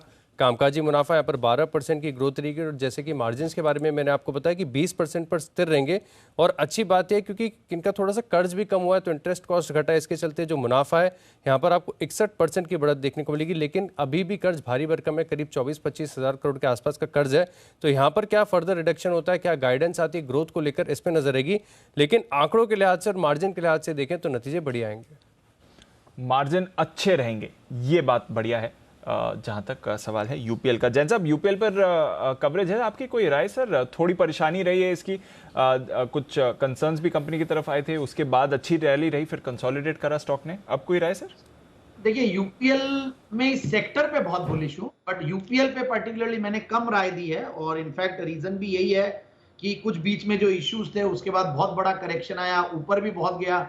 सो ओवरऑल मुझे लगता है कि ठीक है, कोरोमंडल है या चंबल फर्टिलाइजर कल से एफएनओ में आने वाला है, या फर्टिलाइजर स्टॉक्स में मुझे और प्लस वो सारे स्टॉक्स ज्यादा अच्छे लगते हैं। जीएनएफसी है, जीएसएफसी है, ये सारे मौके मिलेंगे वापस एक करेक्शन पर, क्योंकि ये सारे वैल्यू भी अच्छी देते हैं। जिस तरीके से ग्रोथ है, जिस तरीके से मॉनसून और रबी की फसल अब आगे भी आने वाले दिनों में अच्छी रहेगी, तो मुझे लगता है ये स्टॉक्स अच्छा करेंगे। So overall I am bullish on agri input sector. Bayer crop science अच्छा लगता है, बट इस पर्टिकुलर कंपनी पे मैं बहुत ज्यादा पॉजिटिवली पहले भी कमेंट नहीं किया और अभी भी मुझे लगता है कि ठीक है, because it's a very volatile in FNO stock, तो थोड़ा सा ये भी एक रीजन रहता है। ले तो ये है आपके लिए यूपीएल। आपने कैश स्टॉक्स की बात करी जैन साहब, एक कैश कंपनी के नतीजे भी आ रहे हैं। जाइडस वेलनेस घाटे से मुनाफे में कंपनी आपको आती हुई दिख रही है, 105 करोड़ के घाटे के मुकाबले 21.5 करोड़ का मुनाफा आते हुए दिखाए। तो चलिए अच्छी बॉटम लाइन की परफॉर्मेंस अगर आप माने जाइडस की तरफ से आपको आती हुई दिख रही है। देखते हैं किस तरह का इन्होंने टॉप लाइन इंप्रूवमेंट दिखाया इस बार, क्योंकि कुछ प्रोडक्ट्स इनके ऐसे थे YOY हायर बेस पर ही उसके फैक्टर्स आते हुए दिखेंगे, तो कितना वहाँ पर ये इंप्रूव कर पाएंगे ये एक इम्पॉर्टेंट चीज़ रहेगी। जहाँ तक जाइडस की बात करें, आय की बात करें तो आय में भी आपने बढ़त देखी है। 340 करोड़ के सामने आय 380 करोड़ की आती हुई दिखी है, तो ये भी एक अच्छा संकेत है जाइडस की अगर आप बात कर रहे हैं। ऑपरेशनली भी ठीक ठाक ही परफॉर्मेंस आती हुई दिख रही है इनकी, एंड ऑफ कोर्स घाटे से मुनाफे में भी आई है कंपनी। जाइडस वेलनेस, इस पर करना है फोकस। जैन साहब कवर करते हैं जाइडस वेलनेस को सर। स्टॉक को मैंने रेकमेंड भी किया हुआ और उसके बाद टारगेट्स भी अचीव हुए, और पिछले सितंबर क्वार्टर में इनका एक अदर लॉस था जो अदर इनकम फैक्टर में -95 करोड़ का, तो उसकी वजह से भी पीयर टू पीयर कंपैरिजन मतलब सेम कंपैरिजन नहीं हो पा रहा है। बट यस, आफ्टर करेक्शन जिन लेवल्स पे है, मुझे लगता है कि ये लेवल पे जिन्होंने ले रखा वो होल्ड करके रखे, और कहीं ना कहीं ये मौका है, एंट्री ले सकते हैं। ये स्टॉक मुझे वैसे बहुत पसंद है, क्योंकि अगर कोई भी वेलनेस रिलेटेड प्रोडक्ट्स है और ये थीम पे मैं बहुत बुलिश हूँ, और मुझे लगता है इनके जो शुगर फ्री, एवरयूथ, न्यूट्रालाइट, ये सारे जो ब्रांड्स है they are doing very good. So overall ये FMCG सेक्टर या फार्मा सेक्टर बहुत परफॉर्म नहीं कर रहे हैं, तो हो सकता है कि ये एक रीजन हो। But yes, these are some good opportunity times जहां पे कंसिडर किया जा सकता है इन स्टॉक्स में पार्शियली घुसने की। साहब से जाइडस वेलनेस के बारे में जैन साहब ने इतना सब बताया, इसका मतलब तो इनका पूरा कवरेज है, पढ़ लिख के आए, एकदम परफेक्ट मालूम है। अदरवाइज भी आप जो पूछते थे कि क्या आप कवर करते हैं, नहीं भी कर रहे होते तो भी हाँ ही बोलते। बताऊँ क्यों? बड़ी मुश्किल से तो कोई सवाल पूछा जैन साहब से किसी ने, बोले एक सवाल आया, मतलब वो जैसे ना मैच में होता ना 2020 का मैच है, 20वें ओवर में बैटिंग करने को मिला, 2 बॉल बाकी है, उसमें 1 बॉल आई, अब उसको भी छोड़ दे तो उसको तो मारनी है। वैसे हाल जैन साहब का है, आखिरी ओवर में 2-3 बॉल बची है। बिठा दिया आपने, बिठा दिया। जो दूसरे एनालिस्ट है, जो 7 एनालिस्ट थे और अभी जय ज्वाइन किए हैं, तो सबको 4 या 5 बार मिला, मेरा 3 बार हो चुका और ये चौथा हो गया। नहीं, लेकिन जैन साहब मिल गया वो। जैन साहब यहाँ पे तो देखो आपको कितनी रेस्पेक्ट है, आप सोचिए। ये अगर ये आप मैच खेल रहे होते हैं, सोचो आपको यहाँ वहाँ पे तो आपको पानी वानी लाना पड़ता है 12th प्लेयर की तरह आखिर में, वैसा होता है भाई, स्पोर्ट्समैन स्पिरिट है। मेरे साथ भी हुआ, बचपन में हुआ अनिल जी। ये मंगवाया कि लेके गए आप? नेताबाजी करके दूसरी छोटी मिनी क्लब खोल ली थी फिर। चलिए, तो ये है जाइडस वेलनेस, और इस पर आप बता रहे मार्जिन भी बढ़कर आए, 7.9% से बढ़कर 8.1% मार्जिन आए, तो ये एक अच्छी बात है। और कामकाजी मुनाफा भी इनका करीब 8% बढ़ा है सर, तो ओवरऑल अच्छी परफॉर्मेंस। ओके, ओवरऑल बढ़िया परफॉर्मेंस आपके लिए आती हुई दिख रही है जाइडस वेलनेस से। स्टॉक बढ़े ना बढ़े अलग बात है, देखिए आजकल तो मार्केट का मूड माहौल ऐसा है कि स्टॉक का बढ़ना तो कोई मतलब वाली बात है नहीं। लेकिन इस बीच एक खबर भी आ रही है और एक रिजल्ट भी आ रहा है। पहले रिजल्ट ले लूँ, उसके बाद खबर वापस ले लूँगा। लॉरस लैब्स कल से वायदा कारोबार में शामिल हो जाएगा। आज कैश मार्केट का स्टॉक है, कल FNO का हो जाएगा। रिजल्ट आए, 202 करोड़ रुपए का मुनाफा दर्ज किया है। देखते हैं कंपेयर करके किस तरह के इसके रिजल्ट निकल कर आते हैं। आय 1200 करोड़ की है, 550 करोड़ के आसपास इस वक्त दाम चलते हुए दिख रहे हैं। ये है कुछ और डिटेल। 1140 करोड़ से बढ़कर आय 1200 करोड़ की आपने आती हुई देखी है सर, और मुनाफा थोड़ा घटकर आया है सर, 238 करोड़ के सामने मुनाफा करीब ये 200 करोड़ 198 करोड़ का एक्चुअली मुनाफा आपने आते हुए देखा है। कुल परफॉर्मेंस स्टैंड अलोन बेसिस पर मैं बात कर रहा हूँ, जहाँ तक लॉरस लैब्स की बात है। कंसोलिडेटेड बेसिस पर अगर आप बात करें, 202 करोड़ का मुनाफा 250 करोड़ से घटकर 202 करोड़ का है, तो मुनाफे में गिरावट देखिए। हालांकि आय 1140 करोड़ से बढ़कर जरूर 1203 करोड़ की आई है, बट मुनाफा 250 करोड़ से घटकर 202 करोड़ का आपको आते हुए दिखा है। कुणाल जी, आखिरी बार कैश मार्केट का हिस्सा फिलहाल के लिए, अब तो वायदा कारोबार में हिस्सा बनने वाला है, राय दें लॉरस लैब्स के चार्ट पर सर। देखिए, एक ब्रेकडाउन आता हुआ दिखाई पड़ रहा है दीपांशु। चार्ट पर अगला सपोर्ट 525 रुपए के आसपास है, तो मुझे लगता है कि गिरावट यहां पर जारी रहेगी। जिनके पास भी पोजीशन है, केवल नतीजों के लिए लिया है, शॉर्ट टर्म के लिए लिया है, तो एक बार एग्जिट करें। मुझे लगता है और नीचे के लेवल्स देखने को मिल सकते हैं। 525 के आसपास अब स्टॉक के लिए बड़ा सपोर्ट है, तो यहां से और 3-4% की गिरावट बड़ी आसानी से स्टॉक में देखने को मिल सकती है। रह सकती है। नतीजे आने के बाद स्टॉक पर और मार पड़ती हुई दिख रही है, और मार पड़ती हुई दिख रही है निफ्टी और बैंक निफ्टी पर भी। दिन के लोएस्ट पॉइंट पर आते हुए दिख रहा है 17,800 पर निफ्टी इस वक्त थोड़ी खराब क्लोजिंग की तरफ बढ़ता हुआ दिख रहा है, थोड़ी नहीं बहुत ज़्यादा खराब क्लोजिंग की तरफ। 1500 पॉइंट नीचे निफ्टी बैंक है इस वक्त 39,400 के आसपास। और इस बीच जो खबर आपकी स्क्रीन पर फ्लैश होती हुई दिख रही है वो भी कुछ कंपनियों के लिए नेगेटिव है। ग्रासिम, DCW की तरह की जो कंपनियां हैं इनके लिए नेगेटिव खबर आती हुई दिख रही है। चीन में कास्टिक सोडा के भाव 8% गिरे हैं, तो कमोडिटीज़ के दामों में जिस तरह की तेजी बनी थी उसी तरह की कमजोरी भी आती हुई दिख रही है। जितनी तेजी से ऊपर गए वैसे ही नीचे आ रहे हैं। तो सबसे ज़्यादा ये प्रोडक्ट बनाने का काम ग्रासिम करती है, DCW और शायद गुजरात एल्कलीज है, तो थोड़ा बहुत गुजरात एल्कलीज भी, टाटा केमिकल, सोडा ऐश और थोड़ा बहुत ये भी है। लेकिन टाटा केमिकल तो बेचारा पहले से आज से खराब है।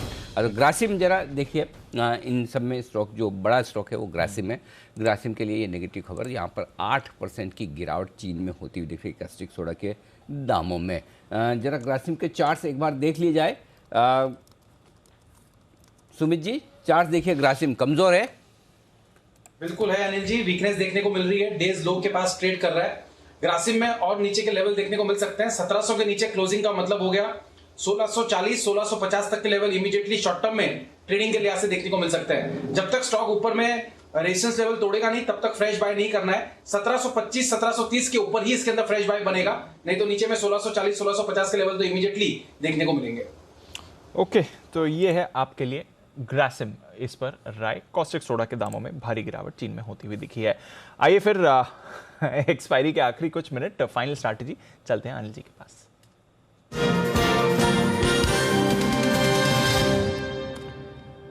अनिल जी, ग्लोबल मार्केट का क्विक अपडेट अगर मैं आपको दूं, डाउ फ्यूचर्स, नैस्डैक फ्यूचर्स दोनों पॉजिटिव है सर। हल्की बढ़त आपको दिख रही है। यूएस की बॉन्ड यील्ड 1.55% तक गिर चुकी है, तो वो स्टेबल है। यूरोप में मिला जुला कारोबार है, कुछ बड़ी मूव्स नहीं है। कच्चा तेल और नेचुरल गैस दोनों कूल ऑफ हुए हैं। पर एक आपसे जो अपडेट लेना था सर, जो आप बात कर रहे थे 17,850, 800 तक के लेवल्स फाइनल आज के लिए आ सकते हैं, मॉर्निंग स्ट्रैटेजी में आपने बोला, वो आते हुए दिख गए। देखिए एग्जैक्टली उस लेवल के आसपास बन रहे हैं। निफ्टी पे 25-50 पॉइंट का मार्जिन ऑफ एरर रहता है, बैंक निफ्टी पे 101 पॉइंट का मार्जिन ऑफ एरर रहता है, स्पेशली इस तरह के बड़े दिन में। सो मैं ये कहूँगा कि वेट एंड वॉच, कल का दिन और देखा जाए। कि मेरे हिसाब से तो वैसे जो एक पैनिक वाली सेलिंग होनी थी वो तो हो गई। अब शायद जो सेलिंग होगी वो अब डायरेक्शनल सेलिंग होगी, अगर हुई तो। अगर जो पैनिक सेलिंग वाला ट्रेडर्स को बेचना था वो बेच चुके हैं, एक्सपायरी के वक्त खत्म हो चुके हैं काफ़ी कुछ। और जो एफआईज को बेचना था उसका भी प्रेशर हो सकता है वो बेचे, ऐसा नहीं कि कल से खरीदना शुरू कर दें, लेकिन बेचने की रफ्तार और क्वांटिटी कम हो सकती है, लेवल्स के हिसाब से भी और क्वांटिटी के हिसाब से भी। इतना बेच चुके हैं। सो मैं यहाँ पर बहुत नेगेटिव नहीं हूँ मार्केट जी, कि ठीक है अगर फ्रेश मंदी करनी होगी तो कल परसों देखेंगे या सोमवार को देखेंगे। तो इन लेवल्स पर अगर आपकी शॉर्ट है तो शॉर्ट काट के जा सकते हैं। नहीं काटना चाहें तो आप 18,000 को स्टॉप लॉस समझें। बैंक निफ्टी 39,400, 500 बढ़िया लेवल है शॉर्ट काटने के लिए। नहीं काटना चाहते तो 40,000 को स्टॉप लॉस समझें और होल्ड करें। बट मेरा ये मानना है कि फ्रेश मंदी ना करें।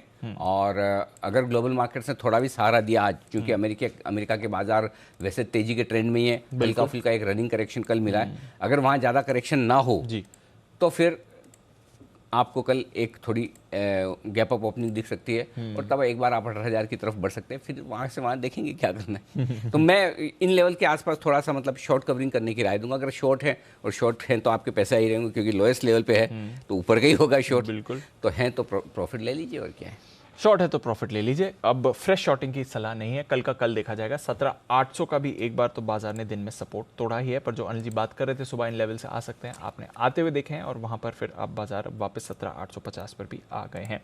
देखते हैं फिर कल का एक्शन, नई सीरीज की शुरुआत होगी, तब बाजार कैसे बिहेव करते हैं वो जरूरी है। एक राय मैं वर्लपूल पर जरूर लूंगा, क्योंकि कल वायदा कारोबार का हिस्सा बनने वाला है। बल्कि वर्लपूल पर नजर रखिए, SBI कार्ड्स पर भी रखिए नजर, Atul limited, Birla soft, first source, ये सारे कल वायदा कारोबार का हिस्सा बन जाएंगे और यहाँ पर आपको अच्छा एक्शन है। सिवाय लॉरस लैब्स के जो अपने नतीजों पर भी रिएक्ट कर रहे हैं, कल से जो वायदा कारोबार के स्टॉक्स हिस्सा बनने वाले हैं उन सभी में आप एक्शन बनते हुए देख रहे हैं। वर्लपूल, सुमित जी जरा इसकी चार्ट पर राय दें। स्पाइक करके डेज हाई पर है ये समय। बिल्कुल दीपांशु, वर्लपूल के अंदर मोमेंटम आया है, डेज हाई के पास ट्रेड कर रहा है और 4 दिन के हाई भी ब्रेक हो रहे हैं। स्टॉक का इमीडिएट ऊपर में रेजिस्टेंस है 2335, 2340, 2335, 2340 का लेवल जैसे निकलेगा तो फिर और मोमेंटम बनेगा और फिर वर्लपूल के अंदर और तेजी देखने को मिलेगी। पोजीशंस होल्ड करें, ट्रेलिंग स्टॉप लॉस का यूज करें, जो कि नीचे में 2275 2280 के आसपास का बनेगा, ऊपर में 2335 का लेवल टूटने के बाद 2400 रुपए तक का मूव जल्दी शॉर्ट टर्म में वर्लपूल में देखने को मिलेगा। ओके, तो वर्लपूल पर रखनी है नजर। मुदित जी, एक क्विक कॉल, जीएसपीएल यहां पर भी कल ये भी वायदा कारोबार का हिस्सा बनेगा सर? जीएसपीएल के चार्ट जब पॉजिटिव है, 305 रुपए इंपॉर्टेंट सपोर्ट का काम कर रहा है और लो से हर बार लास्ट 4 सेशन से देखेंगे 304 305 से बढ़िया बाइंग देखने को मिल रही है।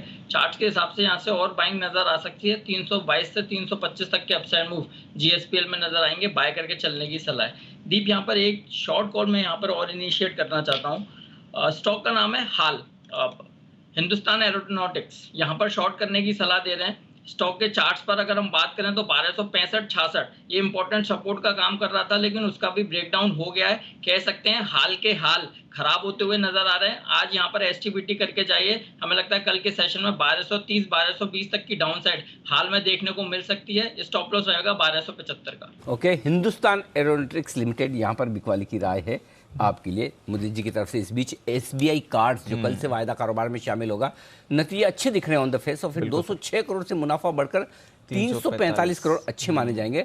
आय भी बढ़कर आई है 2415 करोड़ से 2576 करोड़, क्योंकि अभी तक तो मेरे ख्याल से अनुमान तो होंगे नहीं, लेकिन मुनाफे के लिहाज से अगर आप देखेंगे तो वाकई में, और हमारा पसंदीदा शेयर भी है, फंडामेंटली मजबूत है, numbers on the face of it काफ़ी अच्छे नजर आ रहे हैं, इन पर नजर रखनी चाहिए जी। बिल्कुल, तो एसबीआई कार्ड्स कल से वायदा कारोबार का हिस्सा, नंबर फर्स्ट कट ठीक ही दिख रहा है।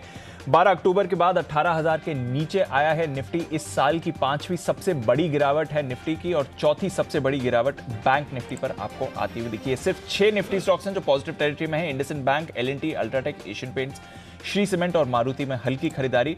बाकी सारे काउंटर्स में आज आई है गिरावट। दिग्गज नेम्स में भारी गिरावट है। आईटीसी 5.5% नीचे, ICICI Bank, Kotak, Axis, SBI, HDFC Bank, इन सभी दिग्गजों में आपने देखी है भारी गिरावट। आज के लिए टीसीएस भी करीब 2% नीचे था। तो इंडेक्स में जो प्रेशर आया सब काउंटर्स की वजह से आपको आते हुए दिखा है। वायदा कारोबार आज एक्सपायरी के दिन बड़े डिजास्टर्स हुए हैं। Adani Enterprises 11%, PNB 10%, Tata Chemical 10.5%, Adani Ports, Deepak Nitrite, Lupin, Oracle, IDFC First, Indiabulls Housing, HPCL, Vedanta, Vodafone, NMDC, Nippon Life, United Breweries और बीएचईएल, इन सभी काउंटर्स में आपने देखा करीब 4 से 6% की भारी गिरावट आती हुई दिखी। स्टॉक स्प्लिट 1:5 के एडजस्टमेंट के बाद 10% ऊपर आईआरसीटीसी बंद हुआ। किरण जी और वागले साहब की कॉल, टीवीएस मोटर्स 4% ऊपर, Metropolis, JK Cement, Dalmia Bharat, IndusInd Bank, L&T, Ambuja, Astral और डॉक्टर लाल, यहां पर आपने देखी है हल्की खरीदारी। बट ओवरऑल काफी कमजोर दिन रहा जहां तक आज के बाजार का सवाल था सर, और हमने देखा कि इवेंचुअली 1300 पॉइंट्स, चौथी सबसे बड़ी इस साल की गिरावट बैंक निफ्टी पर सर, 5वीं सबसे बड़ी इस साल की गिरावट निफ्टी पर आज आपने देखी। पॉइंट के हिसाब से, परसेंटेज के हिसाब से बड़ी तो फिर ज्यादा है। पॉइंट के हिसाब से तो समझ में आता है कि इतनी है, तो समझ में आता है कि चलो ठीक है। पॉइंट वाली तो जैसे जैसे हम ऊपर जाएंगे तो पॉइंट तो ऐसा हो गई। परसेंटेज से देखें सर तो अप्रैल के बाद सबसे खराब दिन है दोनों के लिए। 17,865 प्रोविजनल क्लोजिंग नीचे आएगी तो बात करते करते 65 पॉइंट बढ़ गया। एग्जैक्ट 17,800 था जब हम बात करते कि यार शॉर्ट काटना चाहिए जी। ओके, और बैंक निफ्टी लगभग 100 पॉइंट बढ़ा है यहाँ से। फाइनल क्लोजिंग थोड़ी नीचे आनी चाहिए। आई ना, देखो बैंक निफ्टी में 39,508 ही आई है, इधर 17,857, ठीक है, नॉट बैड। निफ्टी पर जो लेवल एग्जैक्ट लेवल बोला था 17,850, 17,950 क्लोजिंग बेसिस पे सपोर्ट है, वहीं जाके बंद हुआ एग्जैक्ट पॉइंट पर 39,500। अब कम से कम दीप एक चीज़ है, डायरेक्शन पूरा क्लियर कट पता चले ना चले, लेवल्स तो चलते हैं। और ये शो की शुरुआत में हम बात कर रहे थे 2 बजे के, 39,500 के नीचे बंद होना चाहिए, 17,850 के नीचे। अब ऐसे लेवल पे बंद हुआ है कि वो आपको रात भर सोने नहीं देगा। आप कल डिसाइड करो कि ऊपर जाना नीचे।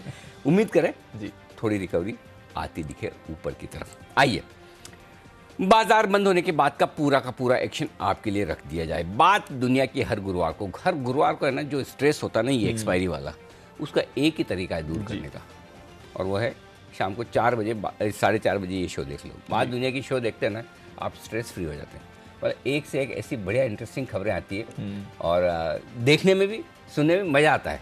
सो आप रिलैक्स हो जाते हैं एकदम। तो जिन लोगों को स्ट्रेस है, एक झलक देख लीजिए और बाद में आपको लगे तो पूरा शो भी। भारत के खिलाफ चीन की क्या है नई चाल? इमरान खान का खेल भावना पर प्रहार। जानिए दुनिया की सबसे महंगी मछली के बारे में। और एक गांव जो बसा है जमीन के अंदर। देखिए दुनिया भर की दिलचस्प कहानियां बात दुनिया की, आज शाम 4:26 पर सिर्फ जी बिजनेस पर। गाँव नहीं शहर लग रहा है, पूरा शहर लग रहा था है ना, एकदम लाइट वाइट के हिसाब से बढ़िया, एकदम चमकता हुआ। इंटरेस्टिंग है ना, मजा आएगा देखने में। मैंने तो पहली बार ही सुना कि जमीन के अंदर भी पूरा पहले था, वो बहुत पहले मोहनजोदड़ो हड़प्पा। हाँ कुछ ज्यादा ही पहले हो गया मतलब वो तो था तो तब भी ऊपर ही, बाद में अंदर चले गए, लेकिन अभी तो आपके आंखों के सामने अंदर बन रहे हैं। ये तो बाद में वो जिस तरह से सिविलाइजेशन हुआ वो ज़मीन के अंदर दब गए करके, वो एक अलग बात है। तो चलिए एक बात दुनिया की खास शो ज़रूर देखेगा। अब आइए माफ़ कीजिएगा, बंसल जी के फेवरेट टॉपिक पर जी, और वो है मेडिकल साइंस से रिलेटेड। कोरोना की मार से अभी हम उभरने की कोशिश कर रहे थे, वहीं मुंबई में अब चिकनगुनिया और दिल्ली में डेंगू, इन दोनों का ज़बरदस्त कहर है और दोनों ही बेहद खतरनाक है और दोनों ही मच्छरों के काटने से होते हैं जी। तो दोनों की बीमारियों के शुरुआती लक्षण भी लगभग एक जैसे हैं, लेकिन अगर समय रहते आपने इसकी पहचान कर ली तो ठीक, नहीं तो मामला बड़ा गड़बड़ हो सकता है, मतलब सीरियस है एकदम ये वाला मामला। आज इसी पर हम करेंगे बातचीत कि चिकनगुनिया और डेंगू में फ़र्क क्या है, इनके सिम्टम्स क्या है, कैसे आपको पहचानना है, सावधानी क्या रखनी है, और भगवान न करे हो ही गया तो फिर आपको क्या करना चाहिए। इस पर हमारा खास शो, अजय हंडा साहब होंगे हमारे साथ, एडिशनल म्यूनिसिपल कमिश्नर पूर्वी दिल्ली म्यूनिसिपल कॉरपोरेशन के होंगे वो हमारे साथ। गौतम बंसाली साहब हैं, डॉक्टर साहब मुंबई हॉस्पिटल के भी, और वो सीनियर फिजिशियन हैं। और डॉक्टर स्वाति माहेश्वरी जी होंगी हमारे साथ, और वो भी सीनियर फिजिशियन है। तो इन सब से हम करेंगे बातचीत चिकनगुनिया और डेंगू। वैसे आपको पता है बंसल जी कि दोनों में फ़र्क क्या है?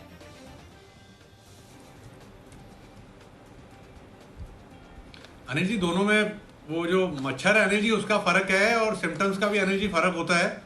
बचना अनिल जी मच्छर से ही है, बट इतना ज्ञान नहीं है मेरे को अनिल जी, इसीलिए तो जो कुछ ज्ञान है मेरे को अनिल जी, वो पेपर और जो लाइव देखा। हाँ तो शाम को अनिल जी शो देखूंगा। हाँ बस तैयार। पहले आजकल सरेंडर कर देते हैं। कल आपने वो इंश्योरेंस कर दिया ना। हाँ तो पहले ही बोलते हैं शो देखो। मैं बंसल जी जैसे एक्सपर्ट हैं मेडिकल साइंस के, उनको नहीं पता तो हमको तो होने का सवाल ही नहीं। तो ये सिर्फ जिम्मेदारी बंसल जी की नहीं है, सामूहिक हम सबकी है। ये शो देखकर ज्ञान लें कि चिकनगुनिया और डेंगू में क्या फ़र्क है, कैसे बचना है, ये ध्यान में रखें। 4:30 बजे का विशेष शो आपको देखना है। और बंसल जी आपको तो खास तौर से इसलिए भी देखना है कि आपको एक्सपर्ट मानते तो आपको तो पता होना ही चाहिए। फिर आपसे 4 लोग पूछेंगे तो आप क्या कहेंगे, तो आपको पहले पता होना चाहिए एज एन एक्सपर्ट भी। ओके, और म्यूचुअल फंड में लेकर अगर आपके मन में कोई सवाल है, और म्यूचुअल फंड्स क्या हैं, कैसे निवेश किया जाता है, क्या है इसके लिए डीमैट अकाउंट होना जरूरी है, रिटर्न्स किस तरह के आ सकते हैं, बहुत सारे ऐसे छोटे छोटे सवाल है जो हमें लगता है अरे ये कोई पूछता है क्या, लेकिन वाकई में नए नए निवेशकों के मन में है ही। बिल्कुल। और ये सवाल हमने इंटरनेट से उठाए कि ज़्यादातर कौन किस तरह के सवाल लोग पूछ रहे हैं। तो मनी गुरु में आज हम इन्हीं सवालों का जवाब देंगे।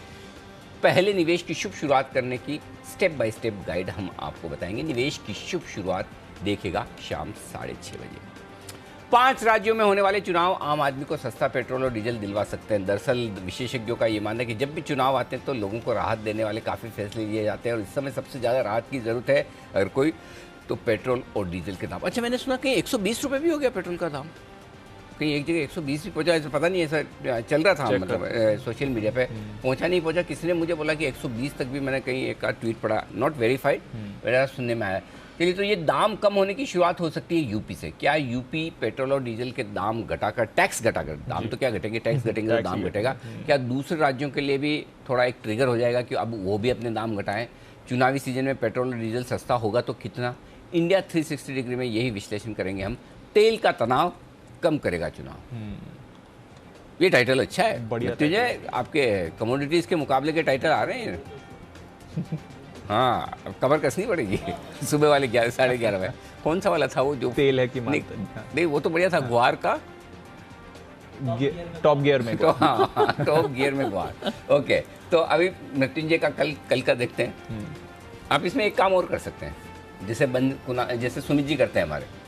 सुमित जी केस में क्या है, सुमित जी जैसे कोई चार्ट पे कॉल आया, लेकिन अगर स्टॉक के साथ में अगर उनकी जमनी नहीं राइमिंग, तो वो देते ही नहीं, छोड़ देते हैं। तो आप भी ऐसा करो, अगर आपको लगता है ये टॉपिक आज डिस्कस करना, लेकिन इस पे कोई टाइटल बराबर नहीं बना था, हम टॉपिक हम दूसरा डिस्कशन कर लेंगे। वैसा है। तो मतलब पहले रुमाल खरीदो, उसके मैचिंग का सूट खरीदो, वैसा है। उल्टा। तो चलिए, तेल का तनाव कम करेगा चुनाव, ये हमारी आज की विशेष